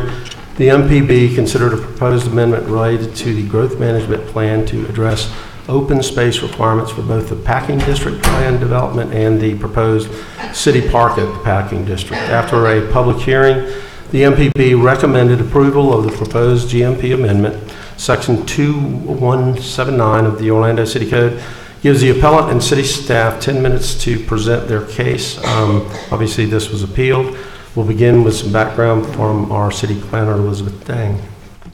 Good afternoon, Mayor and City Commissioners. My name is Elizabeth Dang. I'm here to present today on the city staff position pay statement regarding the legislative appeal.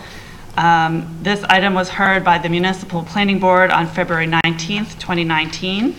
Dr. Jones filed an appeal request, and because this is an amendment to the comprehensive plan, this is a legislative appeal to the City Council. We also have here today the team from GAI and Modica who worked on a lot of the environmental work. So Amy Shields and Darla Miller are here if anyone from the board has questions. But I'm going to run through real quickly why we're doing this proposed open space policy and what it means for the project. So the requested action is to amend the comprehensive plan, which we call our growth management plan, to add a sub-area policy that will allow clustering of open space between the packing district and the proposed city park. So the sub-area policy will apply to both the city park property as well as the proposed packing district PD, and it's located east of John Young Parkway, west of the CSX Railway, and on both sides of Princeton Street. So the city property is primarily at the southeast corner of John Young and Princeton, and the city acquired this property as part of a grant agreement in 2017, which transferred the property from Dr. Phillips to the city. 66 acres of this property is included in the proposed sub-area policy and will be the site of the proposed park. The acreage to the south of that red dotted line is not part of our discussion today. The Dr. Phillips property is planning for a phased redevelopment of its site just to the east of the proposed city park area, and it will be a mix of the existing industrial uses with redevelopment over time for new residential, office, and commercial uses. So the text of the sub-area policy reads as follows. In order to meet the requirements of the Wekiva overlay, including Conservation Element Policy 1.7.8, a minimum of 20% open space is required. The area within the sub-area boundary is approximately 166 acres, which results in a requirement of 33.2 acres of open space. That open space for the entire sub-area boundary may be clustered within the parcels generally located south of West Princeton Street, east of John Young Parkway, and west of Texas Avenue, which is the proposed park site.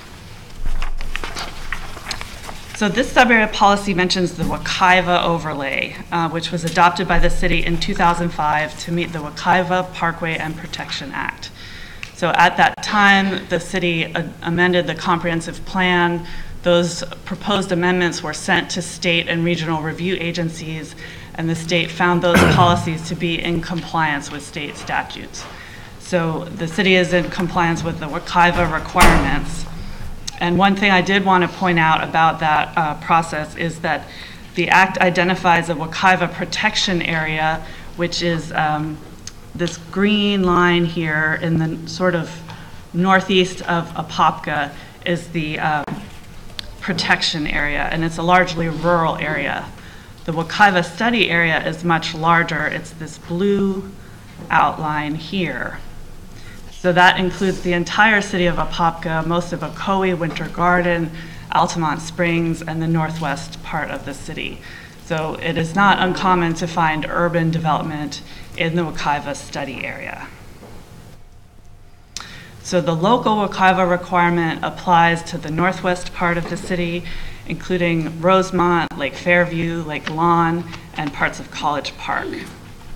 So this is where the policy requires 20% open space for all development sites that are 5 acres or more. Up to half of that required open space can be included as part of stormwater ponds, and open space typically includes preserved wetlands, uplands, or passive recreation areas. Golf courses, active recreation, and required building setbacks do not count towards open space. So the city is constructing a 66-acre park that will preserve 26.6 acres of wetlands and uplands. Together, the city and Dr. Phillips can preserve more open space and in a better location than if each were working independently.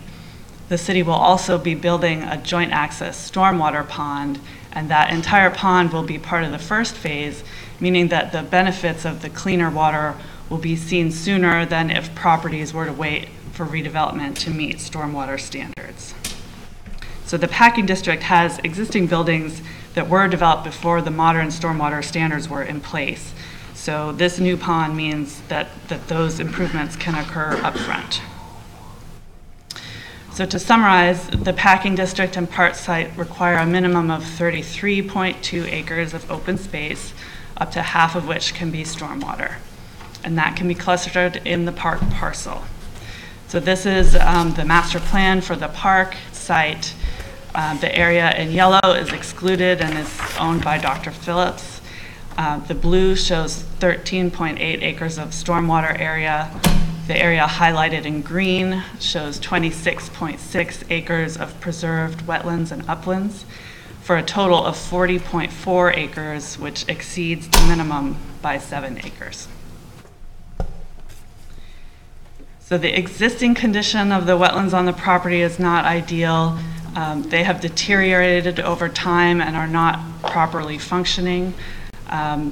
There is a lot of vegetation, but the majority of observed species are invasive, and there's a list there of the invasive species. And you can see on the right a photo that shows the existing roots of a cypress tree and indicates by how much the soil level has actually dropped over time because of the deterioration of the wetlands. So if this subarea policy is not adopted, the park can still be built. It will still meet its own on-site Wekiva open space requirement. Sites in the packing district would be evaluated individually as they redevelop. So any site that's less than 5 acres doesn't have any requirements per the code requirement. But sites that are greater than 5 acres would indeed provide 20% open space on each site. And the downside to that is that many of those sites would be small and widely scattered across the PD. They might be paved over right now. They might not be particularly valuable as open space the way the park is. And they're also unlikely to be open to the public. So the benefits of these large contiguous open space include preserving a mixture of wetlands and uplands, creating a stormwater amenity, and creating a trail system that will allow public access to those spaces. There are also stormwater benefits that include improving water quality through development of a master stormwater system that will provide treatment to properties that may not otherwise be required to have treatment. And this will ultimately improve water quality within the Lake Lawn Basin and the Wekiva River Basin. And in addition, there are also benefits to cleaning up the site so that a former landfill area, the outline shown in red there, can safely accommodate new development. So in conclusion, the proposed subarea policy does not approve a specific development plan. That was what the master plan was that was approved earlier. It's solely intended to allow for a clustering of open space. And allowing open space to be clustered makes it easier to provide other environmental benefits. And there's been no public testimony or comment that identifies any negative impact to clustering open space. So City Code requires that the council consider several factors when evaluating comprehensive plan amendments. Staff finds that the proposed policies are consistent with the state comprehensive plan, the regional plan, Florida statutes, and the city's growth management plan. In addition, staff finds that the policy reflects changed conditions, compatibility with surrounding uses, and will not result in excessive demands on public facilities. So the staff recommends approval of the proposed subarea policy, denial of the appeal, and recommends that city staff prepare an ordinance for review at a future city council meeting.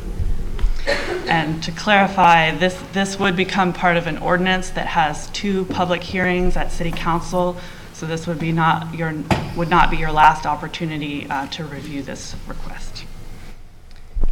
I'm available if you have any questions or comments. Okay, are there questions for Elizabeth? Commissioner Stewart? Let me just recap that I understand it. They need 33 acres combined on the entire spot. And when you join ours in together, that gives 40.4 acres. Correct. We expect to get 6 acres additional by clustering that together. Right. Okay. And without doing that, I would assume, most certainly, that we would see a lot of 4.9 acre pieces of property developed. Potentially, yes. Yeah. An applicant could subdivide the property and do different phases over time. Right, in which case we would not have the same type of stormwater and watershed benefit, right? Right, I would agree. Thank you, Mayor. Okay, we'll hear from the appellant. Dr. Jones?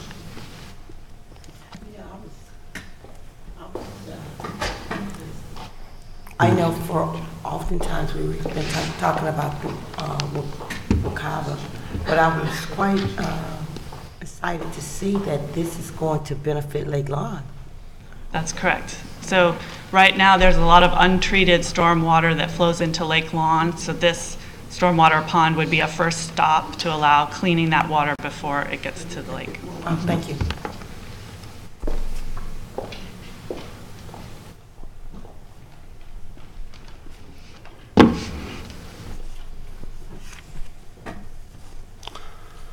Dr. Jones, you have 10 minutes. All right, thank you. Okay, so open space is desirable in Orlando, I agree, but not when it means destroying the last Wekiva, the last major Wekiva wetland forest, wetlands, and headwaters of a two federally protected rivers, the Wekiva and the Little Wekiva River. In terms of what this provides, I know she mentioned stormwater cleaning. Well, the thing is that's what wetlands do. That's their job. That's their function, is to clean water and then to filter it down into the recharge area. So my argument is that you can be very creative when it comes to creating a stormwater system. I realize it's not just for the packing district. The stormwater system that she showed up on that screen is going to be for that entire area because there isn't currently a stormwater system for the industrial area that's been there for years. And so, granted, a stormwater system is needed, but you don't have to destroy federally protected wetlands in order to create that system. The City of Orlando has more than enough money to be able to create a stormwater system somewhere else along in the industrial area for the packing district and the industrial sites there that wouldn't require that. And in so doing, mentioned the creation of parks, or trails rather. So this is a wetland habitat. And by the way, to address the whole thing about Water Management District and Army Corps of Engineers and their expertise, I will say I'm a wildlife biologist, UF trained, and I have also been living in this area for 30 plus years. So while they might have wildlife biologists that have the same training that I do, those biologists don't have the experience of years of seeing what's there and the benefit that this area has been providing to the Wekiva and to the residents that live in that area. So in terms of what options are available, because I know you all always like options, instead of putting that park there, you could put a conservation area there. If you've ever been out to Oakland Preserve, they have done an excellent job of using boardwalks. They've preserved the wetlands that help keep the area functioning as it should, and they created raised boardwalks so people can still have walking trails and can still enjoy the wetlands, but at the same time, you'd be able to have, there's a large number of birds, both migratory and local resident birds. We have a federal wood stork rookery in Lake Lawn that is dependent upon these headwater wetlands. And so this offers an opportunity if you were to consider turning this 130 plus acres, instead of putting the tennis court and the YMCA elsewhere, anywhere else, you can put, there's plenty of places you can put them. Allow the people in College Park and Mercy Drive to have an urban conservation area in the last Wekiva forest. We don't have anything like that. Actually, this is the largest forest remaining in Orlando. You don't have an urban forest. You don't have a bird watching or conservation area where children can go and learn about the wetlands and learn about the function that they have, the role that they have in terms of being a part of the headwaters of the Wekiva, which means helping to keep it clean, especially since it's already having an algae bloom problem. Putting any project up at the top of the headwaters is not going to do anything except create a problem downstream that can never be cleaned up, which doesn't matter to you all, but that would matter to the residents in Seminole County and Altamont Springs. So the stormwater system that you all want to put in, it is going to put more nitrogen and phosphorus into Lake Lawn than was originally put in, just having the wetlands there as they are. And as you all know, that's against state regulation. There is no stormwater system. With the amount of stormwater that you're going to send into that and the sources of pollution, there is no way you all will ever be able to do that. So it does not meet the criteria in terms of actually improving water quality going into Lake Lawn or the Little Wekiva River and the Wekiva River further downstream. Also, this plan is not consistent with the Florida state statute creating the Wekiva Study Area, because that statute requires protection of lands in the Wekiva Study Area. Any destruction on those wetlands is a violation of that state law. It's not consistent with land development, your land development code, which requires protection of trees for their ecological value. You all have this program, Greenworks, and you're constantly encouraging people to plant trees. Well, it doesn't make sense to destroy 2,000 old-growth trees that are absorbing carbon dioxide out of the atmosphere. They're also helping to absorb air pollution from John Young Parkway with the increasing truck traffic that's going to be there now that FDOT has widened it. So why not keep trees that have been there for over 70, 80 years and are absorbing a lot of carbon, as opposed to destroying them and putting in baby trees that are not going to absorb half as much of the carbon dioxide that's in the atmosphere or the pollution. Plus, you're increasing the amount of air pollution that our Mercy Drive residents and College Park residents are being exposed to, because you just took away their buffer, especially since you're talking about open space. Open space, by definition, no trees. So it's also not consistent with the state statute requiring one city council meeting. I know we haven't gotten to that point yet, but there's supposed to be one that takes place at 5 o'clock in the afternoon, and I have never seen the city council have that. So hopefully maybe that will happen this time, where one of your city council meetings will be in the afternoon and not at 2 o'clock, but at a time when public can actually attend. And in creating this open space, you'd be destroying headwaters that are critically important to the Wekiva River. These headwater wetlands of the Little Wekiva River, and by the way, Fairvilla Canal, for those people who don't know, is actually the Little Wekiva River. It was straightened, deepened, and widened back in the 30s or 40s. It was actually a marsh area, and because they wanted to build houses, my neighborhood and other neighborhoods, College Park, they built that, they dug out one of the streams or creeks and created what's called Fairvilla Canal in order to drain the land. So you all have been talking not only about this, but also on the west side about how these lands aren't functioning and that they're low value. The only reason why is because the city of Orlando has intentionally been draining them for over 50 years. So it's not that that land's not valuable, it's that the actions of the city of Orlando have made them not valuable. However, the city can rectify that by choosing to put the park somewhere else where people can enjoy it, and instead restoring these wetlands. The mitigation bank that you all spent $500,000 on, somehow before you even got the permit from Water Management District that told you how many wetlands you actually had to pay for. Not sure how that happened, how you can spend money before you know how much you need to spend, but it happened. And so with that mitigation bank that you bought credits in, that was agriculture, which is so much more disturbed, more greatly disturbed than the land that is right here where this park is. And so if you can put credits into a mitigation bank that will require a lot more restoration than these wetlands here, then it is possible for you all to change your mind about this park and instead restore these wetlands. You've already taken out most of what's in the landfill back there. I've seen that happen.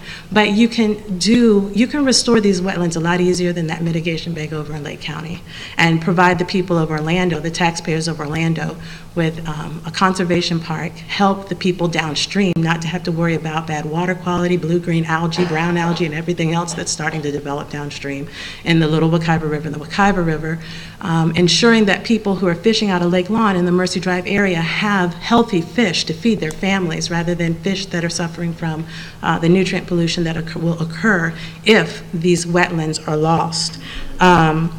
Also, you're helping to ensure that the Wekiva Spring gets adequate water for its recharge. For any of you who might have been around since the 70s, I know all of y'all are really young, but if you happen to have lived here back in the 60s, you remember what our springs used to look like in terms of how much water used to bubble out, including the Wekiva Springs, and you know it's not doing that now.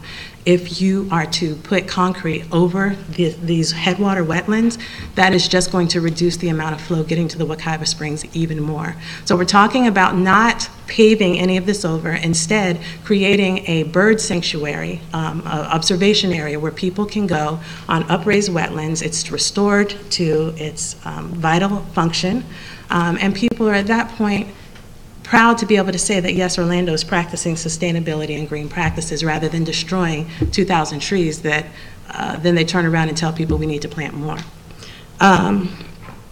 The groundwater in this area helps prevent sinkholes, and building the park will require removal of the groundwater, and so that's an issue. The other thing, I understand Orlando says the constituents want this park. Well, I've been talking to College Park constituents, and most of them don't even know this is the headwaters of the Wekiva River. It doesn't seem that they're getting all the information they need to make a really good decision. Plus, the constituents over on Mercy Drive who are going to be most severely impacted by this don't even know about it. There was one meeting, and they weren't even adequately noticed about that meeting, about what's happening. So which constituents want this? Is it the College Park constituents? Who wants this park? Other than, you know, Dr. Phillips and the city of Orlando.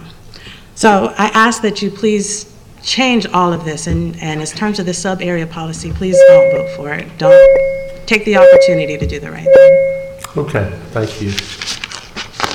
Amy Shields or Darla Miller? You want to just waive your time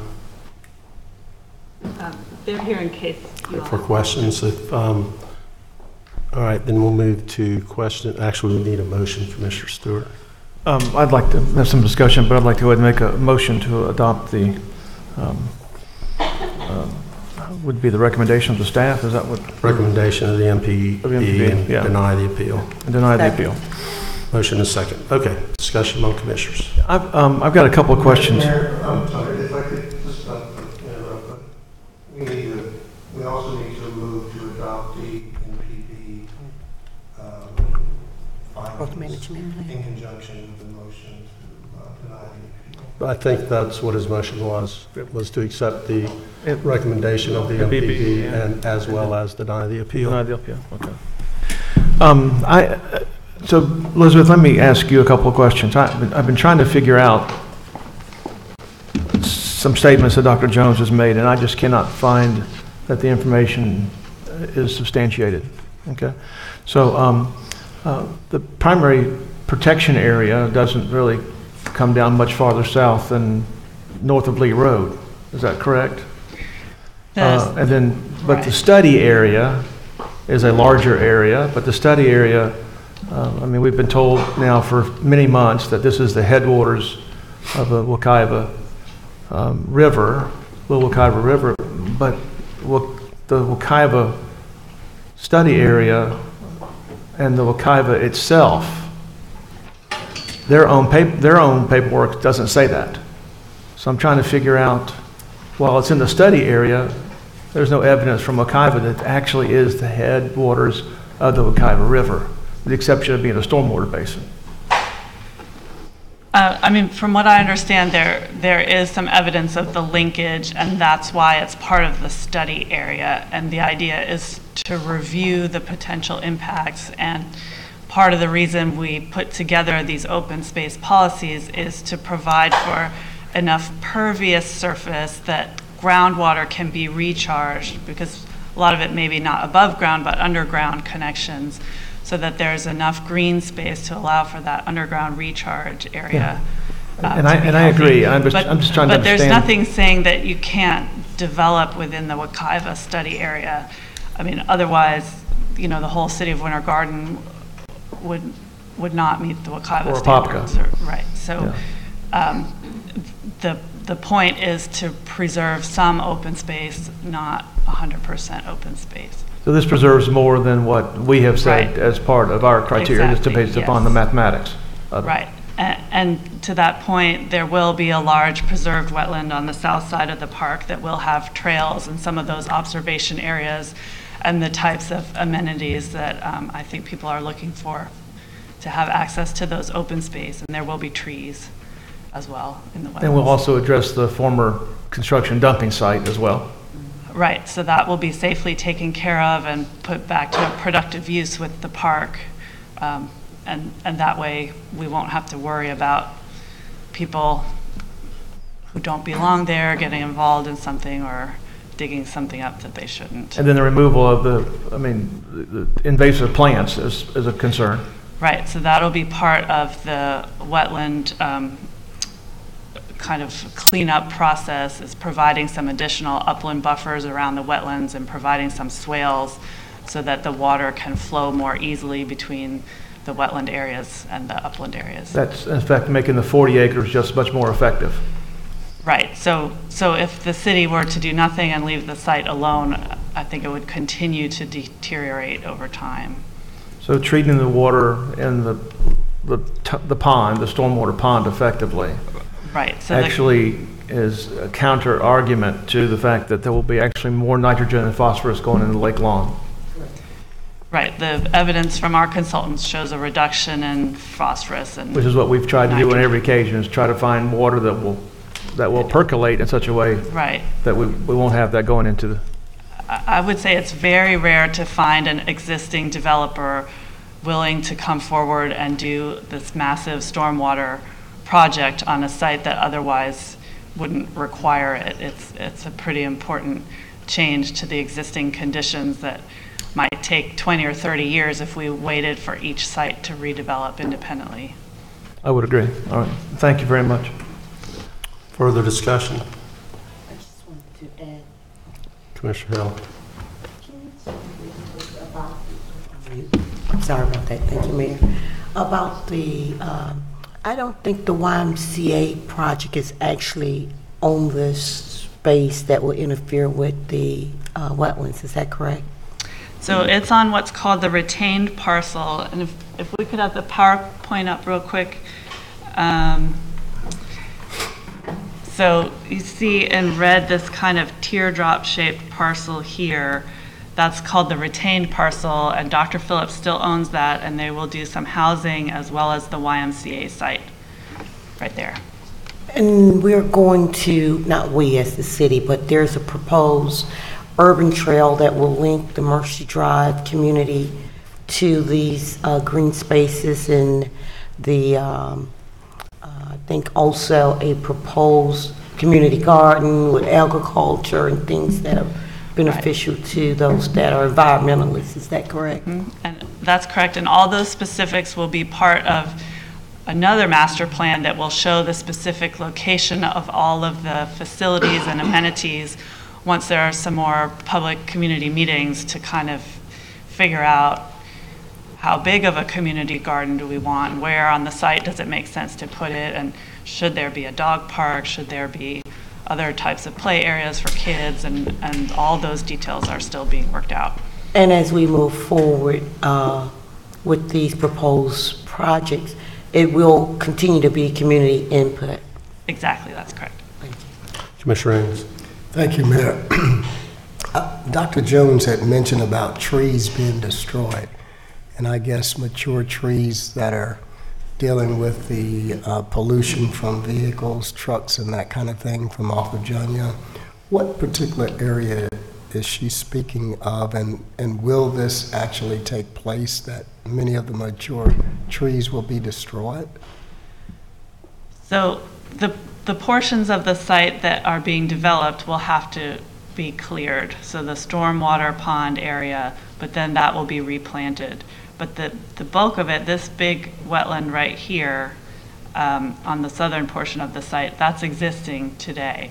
So other than the cleanup activities and the new buffers on the edges and trying to improve it, all that area, the existing vegetation can remain.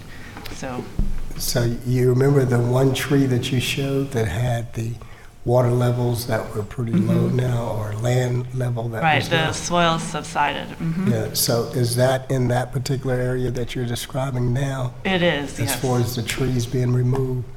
No, that tree was actually in a wetland, and in that wetland number 5, so that shows you the need for some rehabilitation of that wetland, so that problem doesn't get any worse. So is that rehabilitation a part of this particular process for the area like where that tree is located? Right, so part of the stormwater project is to create some swales and better connectivity and buffers for the wetland so that it can function better, and it's more likely to retain water instead of it all immediately flowing out to the canal and off the site. Thank you, Mayor. Further comments? Hearing none, all in favor of the motion indicate so by saying aye. Aye. Those opposed, the motion carries. All right, do we have any requests for general appearance?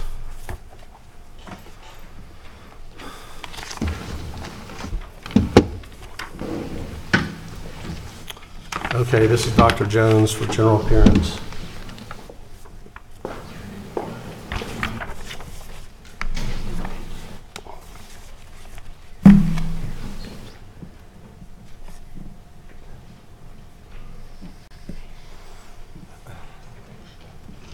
Before the time starts, I just had a quick question. I take it there are no comments that are allowed on appeals, like the appeal portion, like the public can't comment in general? Ask that again? Can the public comment on the appeal, like if they had? Yeah, but the two people that put in cards waived their time, and Luana had a card, but she said that she was waiving all her time to you. So That's do I what get was 10? up here for. But I thought it was on the, So do I get 10 minutes No. now? I had waived it No, due to appearance. you had your 10 minutes. Right. Luana had a card that said she was just waiving her time to you, but she can't do it unless that's in public. So you guys can talk some more right now if you want. So, You each have 5 minutes. I'll just use the Okay. card that you said you were waiving time to her. So each have 5 minutes. Okay, thank you. Okay, so I wanted to address something that Commissioner Inks asked about in terms of the cypress tree. So yes, there is an issue with subsidence going on there, which again is caused by the fact that the city of Orlando, with that canal being there, it happens as a result of, it's natural. And so if you look at cypress trees that are in other areas, as they grow, naturally they begin to look like that. Now, a lot of those roots were exposed because of the fact that you have issues with erosion, but again, a lot of that has to do with the fact that, with the way the city has managed the property, or lack of managing the property up to this point. So to see a cypress tree looking like that is not abnormal. It is, you can see that, you can go to a natural area and see cypress trees that look like that. It's a natural process. The subsidence process of soil is natural, but that's what I'm talking about, is that you can, the city of Orlando has the opportunity to restore these 130 acres of wetlands, to restore that so that it is returned to its full functionality. The fact that the cypress tree is still growing and as big as it is indicating that right now it has sufficient groundwater. Right now, the groundwater is anywhere from 1 foot to 9 feet below the surface, and for a lot of the trees in the area, that's what they've evolved to absorb the water from. So that picture is actually rather normal. The other thing I wanted to say is that, let's see, the consultants, evidence from the consultants say the nitrogen and phosphorus will be decreased again. One, those consultants were hired by the developer to tell you all that. It would be interesting to get a third party to be able to come in and tell you something. But what I can say from the research that I have done, it's just not possible, especially with the size of the industrial area and the packing district input of stormwater. It's just not going to be possible to take out all of the nitrogen and phosphorus. Yes, you'll be able to do the sedimentary nitrogen and phosphorus, but you're not going to be able to take out the soluble nitrogen and phosphorus, and that's what algae use when they're growing. That's what they take up. So that's where the issue comes in. There is no stormwater system that completely eliminates all of the nitrogen and phosphorus, which isn't usually a problem. But in this case, it is a problem because Lake Lawn, the Wekiva River now, and the Little Wekiva River down on the lower portion are state impaired water bodies. They cannot, by law, no more nitrogen and phosphorus can be introduced to those water bodies that is greater than the amount that the wetlands as they are now are introducing. And We all know there's no way that anything human-made is going to introduce less nutrients than a natural system. And so that's what I was trying to say about the input of nitrogen and phosphorus, and again, how it actually can benefit the city of Orlando to restore this whole acreage. Even Dr. Phillips can get in on the, being a good environmental steward along with the city of Orlando by restoring the headwaters of the Little Wekiva River and the Wekiva River, because otherwise, if it is not restored, the problems that we're having now in the Wekiva River are going to increase. We already have an algae problem in the Wekiva River. These soluble nutrients that are going to come from the packing district area, because you're going to have to fertilize your baby trees, since you destroyed 2,000 trees, you're going to have to fertilize the baby trees. And that part of that will become soluble, and you can't do anything about that. So, and fertilize all that open space, you're going to have to do that, and then all of the runoff from the pavement and everything, it's just a nightmare. So it's just better to restore those. The other thing I wanted to talk about is this is important habitat for swallow-tailed kites. These kites fly 5,000 miles every summer, or every spring actually, from South America. They nest there. They create a nest, they have their young, and then they all fly back as a family unit back to South America, another 5,000 miles in the fall. I have been documenting over these 400 acres of headwaters, both the ones where the Princeton Oaks development actually destroyed that year's swallow-tailed kite nest. They had just started nesting, and when they took down those 60 acres, they took down most of that wetland forest and they destroyed that nest. So the kites that year did not successfully breed. But I have been documenting for the past 3 years the use of the kites of these headwater wetlands. So it is something that City of Orlando could be proud to say we have saved and conserved these wetlands and are helping a threatened species increase in population. The other thing is the river has been diverted by the Florida Department of Transportation's widening of John Young Parkway. I've been documenting that for the past 9 months. Instead of the river being in its original waterbed, they have actually diverted it to flow north parallel to John Young Parkway. Because of the fact that it is a primary tributary of a federally protected river, and it itself is federally protected as long as it has water in it, it is actually federally protected, and it's against the law to divert a federally protected river. And so that is something that I will be taking up with DOT, because they need to put the river back into its proper run. Was that 5 minutes or 10 minutes? Okay, thank you. All right, do I have to, can I go ahead? Okay, thank you. Okay, so one of the other things that they were talking about is that the wetlands have deteriorated over time. If nothing is done with this, I think was the question, what will happen? Well, that's my point. I haven't said just let it sit fallow, just let it sit there. What I've been trying to encourage the City of Orlando to do is be the hero, please. Help save the Wekiva River, help save the Little Wekiva River, help the state in the Orange County as it is trying to fix these impaired water bodies, as it's trying to solve the nutrient pollution problem that's already happening there by making sure the top of the Little Wekiva River, the top of one of the Wekiva River's main tributaries is clean. Because if you are taking steps to clean the headwaters to make sure it's doing its function as wetlands, as a wetland forest, you are helping everybody downstream as they are trying to spend money to fix their nutrient pollution problems. Because for instance, in Apopka, they're trying to figure out what to do with septic tanks. If this park is built on these wetlands, and I know with that picture it shows the little green area, oh, these are the wetlands that we're going to save. All of us in this room are intelligent to realize that going from 100, that whole big square of wetland acreage down to that tiny little 26 acres of wetlands, they do not have the same function. They cannot provide the same amount of aquifer recharge. They cannot provide the same wetland functionality as 130 acres can. And so that's just common sense. So yes, it has deteriorated over time, but again, it can be restored. If you spent $500,000 on agricultural lands to try to get those restored back to their wetland functionality. If you can do that with agricultural lands, you can definitely do that with these lands. It is valuable. It doesn't have to be open space to be valuable. It's time for, especially if the City of Orlando wants to continue to call itself sustainable environmental stewards, to recognize the importance of keeping natural areas like this, and that open space should not take precedence over having a natural resource, especially when it's the last Wekiva forest, the last urban forest, the last Wekiva wetland area in the area. In regards to the question about the study area, the reason why they created the Wekiva Study Area is because the Wekiva River Protection Area was not large enough. They did additional studies and they realized, oh my goodness, we've protected the river basin, but we have not protected the spring shed. That is the reason why the WPPA was created. The Wekiva Study Area protects the entire, well, not the entire, but a majority of the Wekiva spring shed. This land that you all want to pave over is a conduit to the Wekiva Springs, the aquifer recharge portion. And I would really encourage further studies to be done so that you all can see how important this land is to the Wekiva Springs and to the Wekiva River. So the Wekiva Study Area was created to protect the spring shed of the Wekiva River, of Wekiva Springs. And so that is the reason why it is vitally important and why the state thought it was important enough to protect these lands. I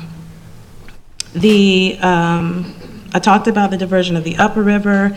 I've already said you can clear the landfill and restore the wetlands. Commissioner Stewart asked about this being the headwaters. I have, the Army Corps of Engineers has confirmed that these are the headwaters of the Little Wekiva River, and because it is the primary tributary of the Wekiva River, it is also the headwaters, one of the headwaters of the Wekiva River. The other tributary headwaters were protected back in the 80s and 90s. They were purchased by the state in order to protect the Wekiva River and to protect those lands, but because of the fact that this area had already become urbanized, houses and communities had already been built due to the growth of City of Orlando back in the 40s and 50s before we had wetland regulation, it wasn't possible to purchase as much land. However, this is an opportunity for Dr. Phillips and City of Orlando once again to, with the purchase of this land, even donate it to the state. If you don't want to do anything with it, donate it to the state and you get money, they will pay you for it. Donate it to the state so that they can turn it into a park that, as somebody said, everybody can use, that all citizens can benefit from. And not just the citizens that are up here in College Park, but everybody who is downriver that is going to be negatively impacted if these headwaters for the Little Wekiva River are lost. It is, let's see, the preserve. I know that there's been some concern about the homeless people, but if this is turned into a park, I think that will not be a park that is a natural resource park because of the fact that you'll have staff moving through there cleaning it. I don't think that would be an issue. And so again, just save these headwaters. Please don't destroy that 130 plus acres. Change your mind and turn it into something that will benefit the entire state and tourists who come to visit the Wekiva River, because that's a huge tourism draw. We have to wrap it up, Dr. Jones. Thank you for your comments. Madam Clerk, do we have any more appearance review requests? There are none. Well, this completes our council for today in appearance reviews.